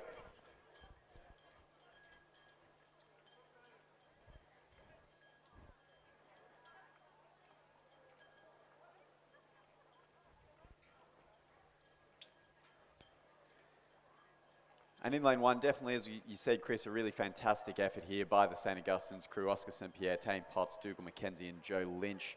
Cox by Ryder Taylor, all members of St. Augustine's. A lot of these young men have been doing some work down at UTS and have been doing a fantastic job under the tutelage of Judith Ungermark and Matthias Ungermark. But certainly a fantastic, very dominant effort. And we did say before, if there was ever a crew to do well in this race and to break that fantastic fours clean sweep that St. Ignatius were going for, it was going to be the St. Augustine's crew. As we said before, the gold medal at the Junior World Championships is absolutely no small feat. Should be celebrated as it is, and a really good pedigree of races here in the St. Augustine's crew. And we can see they're coming through the 1500, very dominant effort as that St. Ignatius crew crosses 17 seconds behind, but they are being pushed by Shaw here. So Shaw School pushing for third place.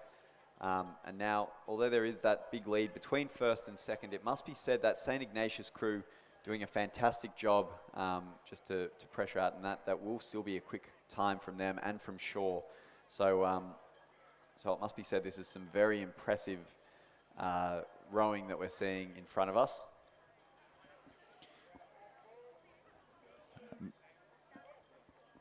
It's a very large margin there, but the Shaw School just looking to sneak up in between those our two leading crews and really challenge St Ignatius. That's the Shaw School crew of Jock Fenwick, Rory Hall, James Collier, Jordan Elliott, and their Cox Sam Warburton.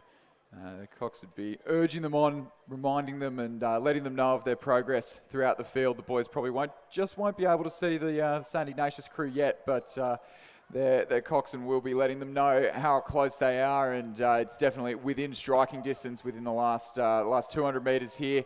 As all crews start to lift towards the line, the St Augustine's crew probably doesn't need to, in all honesty, but definitely using the opportunity to push on and have a really good it's almost a training row at this point, but really good hit out ahead of the state championships next weekend. That'll be one to watch for sure. So 7 minutes and 12 seconds. That's improvement of about 15 seconds on their time, or more than that rather. That's improvement of almost 20 seconds on their time of the first race. Fastest race of the day in the Cox 4 by about 20 seconds, or 15 rather.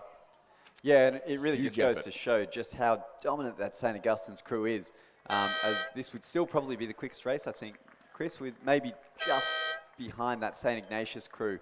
But that St Augustine's crew absolutely dominant with 7:12, you know, as that headwind comes up as well.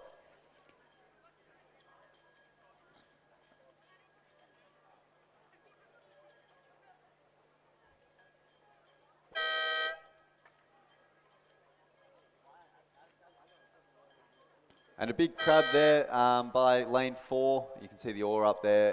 It can be a bit dangerous, so try and rectify that as soon as possible.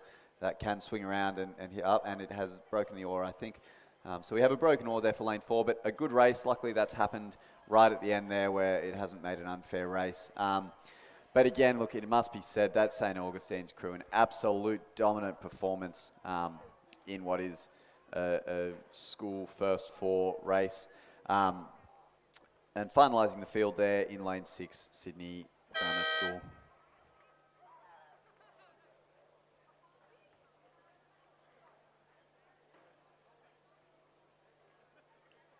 My apologies, finalising the field. Sydney boys high, coming through the 1750 mark now as they're chased down by this second 8 race. Turning our attention back to the first timing point, we'll have the penultimate race on our program today, race 21, the second running of the school second 8. Lane 2, Newington has scratched, so just 7 crews out in the field. In lane 2, Sydney Boys High School. Lane 3, Sydney Boys High School. Lane 4, St Ignatius College. Lane 5, St Joseph's College. Lane 6, the Shaw School. Lane 7, the King's School.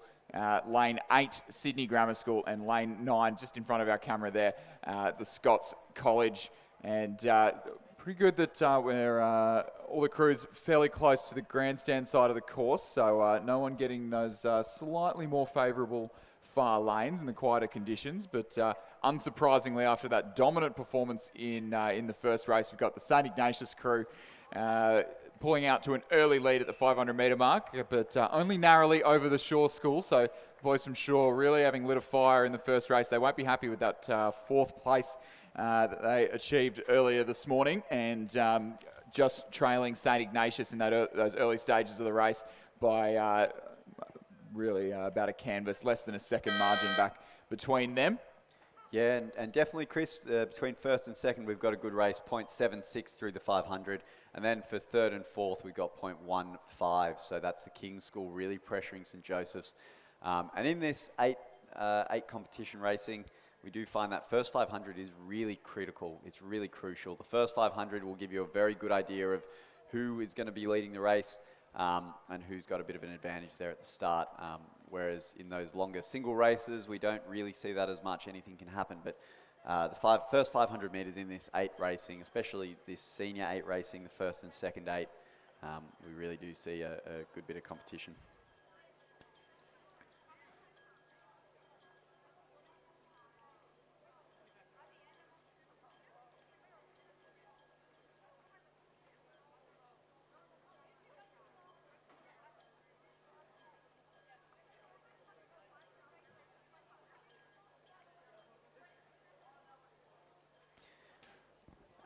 And some very, very impressive names here in this race. We've got Scots crew coached by Felix Dew, and some other very good bits of pedigree. Pete Costa there coaching the Shaw crew. So Pete, a fantastic Kings Cup athlete himself, surely will give them some handy tips down the course. So definitely not a crew to cancel out, but it is led here by St. Ignatius through the 1,000-metre mark.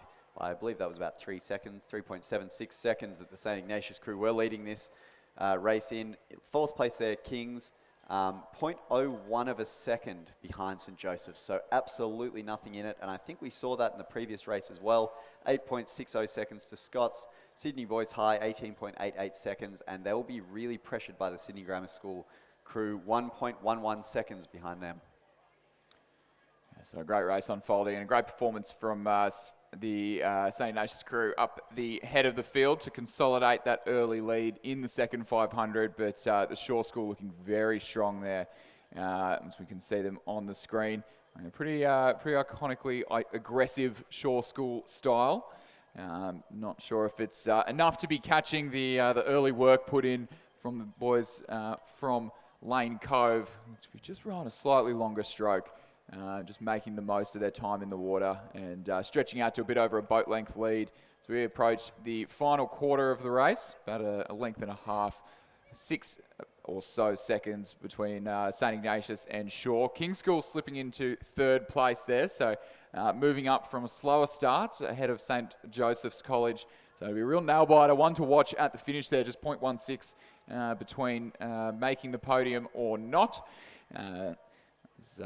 Only medals for first place here today, but come 25th of March, competing for the LC Robson Trophy, we will have all 3 crews up on the podium. So these boys definitely all to play for here in the second running of the Schoolboy Second 8.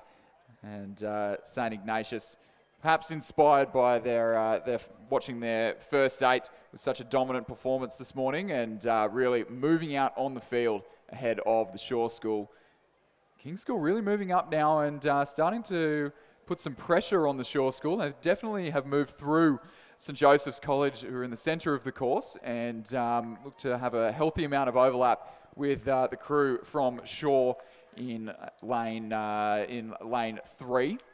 Yeah, and the King's School there, coached by Dave Geely, really pushing and pressuring that. Sorry, that's St. Joseph's crew, coached by Dave Geely, pressuring that King's School. And it will be interesting to see coming into this last 100 metres marked by the Red Boys, whether they're able to just nip them on the line. But definitely St. Ignatius, as we said, Chris, a dominating performance. Really, in all these race twos, St. Ignatius doing a fantastic job under the tutelage of Dan Noonan. But just looking so composed as well as they come really across the are. line. Really neat and tidy, really mature schoolboy rowing there. Yeah. And St. Joseph's and Kings here, it looks like it might just be Kings just a little bit ahead of St. Joseph's.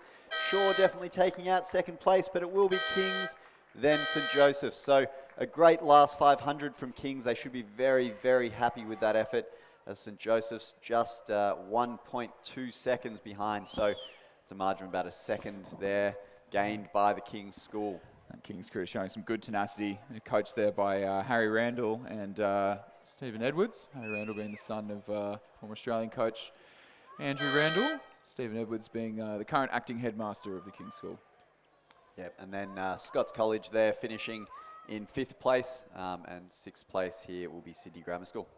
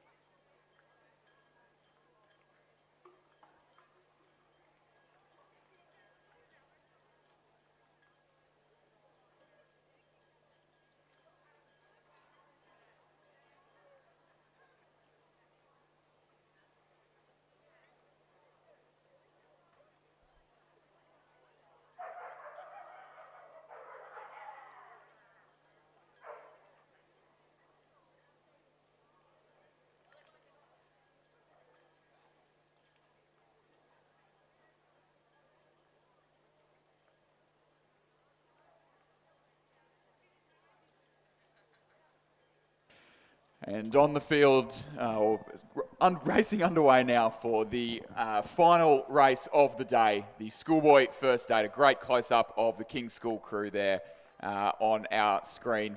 That's the crew of Tom Whalen, Tom Watts, Mac Mason, Ben McKenna, Fraser Waite, Axel Lindemann, Angus Murray, William Rogers, their Cox, Sebastian Kladnick, and the coaches, Julian and Simon Huxley.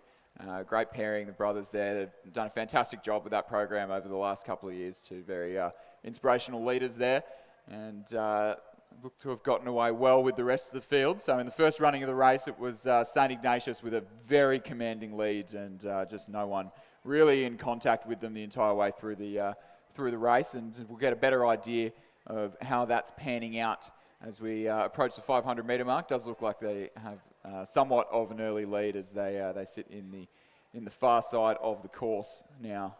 Yeah, as you said, Chris, there, Julian and Simon Huxley doing a fantastic job there at Kings and have been for a number of years. Fantastic athletes in their own right, and very, very good tutelage there with the King's School. Very nice, approachable men. I do remember them stepping in when I was in Year 12 after the passing of Matthew Cooper, and they just did great things for just really bringing the program together and building that program back up. But in this first 8 race this morning, it's once again St. Ignatius College, the crew of Jack Mackin, Edward Kelly, Ambrose Hennessy, Jack Power, Flynn English, Luca Milozzi, James O'Meara, Matt Collins, their Cox Henry Burton, and coached by Matthew Curtin, that really have made the most of the first 500 metres of the race. They're over there in that favoured far lane. Not too much of an advantage at the moment in brought directly about by the lane, but it is Newington next to them sitting in second place, just about a third of a length back at that first timing point, and followed by Scots next to them again. Yeah. Well said, Chris. And this St. Ignatius crew really, really dominant. They're coached by the great Matthew Curtin, an interstate open winner in the Penrith Cup 2018, as we've said. You know, they've got some very good pedigree there. Jack Power, the brother of Ned Power, real tough athlete, as well as Ambrose Moose Hennessy there, and some other fantastic names in this crew.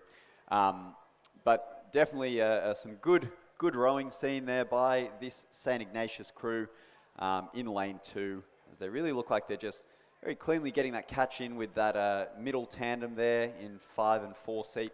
A bit of almost a double tandem rig there, but seems to be working for them in this fantastic Empaca shell. Through the 1,000, they will have a lead length on the Newington College crew, 3.84 seconds, 3.28 seconds to St. Joseph's. This St. Ignatius crew won earlier in the day by about 10 seconds, so it will be interesting to see if they can get that same lead, but definitely dominant in the first 1,000 metres of this race. So very tough athletes. They've been doing a lot of training over the winter, I know, over the Christmas break, I know, with the coach Matthew Curtin. Looks like we don't have a start from the crew in lane 8, the Shaw School, for this second running of the race. And a few little changes in the pecking order through the 1,000 metre mark. So the King's School moving up into 5th and really chasing down Scots, who've just dropped back into 4th, sitting at 3rd at the 500. So St. Joseph's making a little bit of a move into the podium positions of the field. Newington still sitting pretty in that second position. It does look like Kings and St. Joseph's quite knocking on the door of those leading few crews. It'll take a lot to chase the St. Ignatius College crew, who have led from the start there. Gotten away really cleanly, rowing really nicely around the back end as well, just flowing nicely out the head of the field there. But it'll be big work for anyone to rein them in at this stage in the race. Good showing from Newington to be really up in the pecking. They were 3rd in the first running of the race this morning. That's the crew of Sutherland, Tetley, Chanter, Tainch, Mitchell, Jones, De Botton, Fuller, and their Cox, Johnson, coached there by Blair Jenkins in that a fairly distinctive style of an early square, the very Victorian style that Blair Jenkins is known for coaching. And they're followed through the 1500 metre mark by St Joseph's College. Scots in fourth, and not showing our timing, but on the picture it was very clear that Scots and the King's School neck and neck for fourth place, about a boat length behind the crew from St Joseph's in the centre of the course. However, St Ignatius College have done the work early, and it will be a big task, a big ask of any crew to be rounding them up at these late stages of the race. Looking fantastic out the head of the field, and they'll be looking to make it 2 from 2, and winning all but one of the GPS races in this second round of racing this morning. So a dominant performance throughout the day from St Ignatius College. Dan Noonan will be very, very happy with the results today. And a Clearwater lead, still extending that lead. They have not backed off in the closing stages. They approach the Red Boys of the last 100 metres. It'll be St Ignatius College to take their second win of the day in the schoolboy first 8. Newington have held on to second throughout the race. Just losing back that lead, and but staying ahead of St Joseph's College.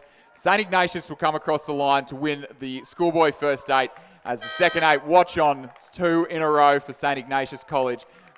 About 3 boat lengths of Clearwater back to Newington College. Newington College leading by just under a length back to St Joseph's in third place. The King's School moving through the Scots College and pushing up on St Joseph's for fourth. Good second half backloaded race for the King's School. Scots College crossing in fifth place. And Sydney Grammar followed by Sydney Boys High School to round out the field. And interestingly, even with a little bit stronger wind and a little bit of fatigue under their belts, St Ignatius College only about a second slower in the second running of the schoolboy first 8s today. Yeah, such a dominant performance there by St Ignatius. And Newington should also be very happy with that result. Newington coming in second place there, that's quite a good result for them. I'm sure they'd still be quite pleased with that, but 11.07 seconds is the margin there between first and second, which in a first 8 race is just enormous. So really, really impressive and really dominant by that St Ignatius crew, coached by the great Matthew Curtin, under the tutelage of Dan Noonan. So some good athletes there in the coaching staff, but some great athletes there in the boat, really powering that boat along. And as that headwind lifts up, we do have the final crew to cross the line there, Sydney Boys High, with a bit of a margin back. But a very, very good first 8 race there. That's race 2. The fatigue's on board, but they've done a fantastic job. We'd invite those young lads over to the podium to get their medals for the medal presentation.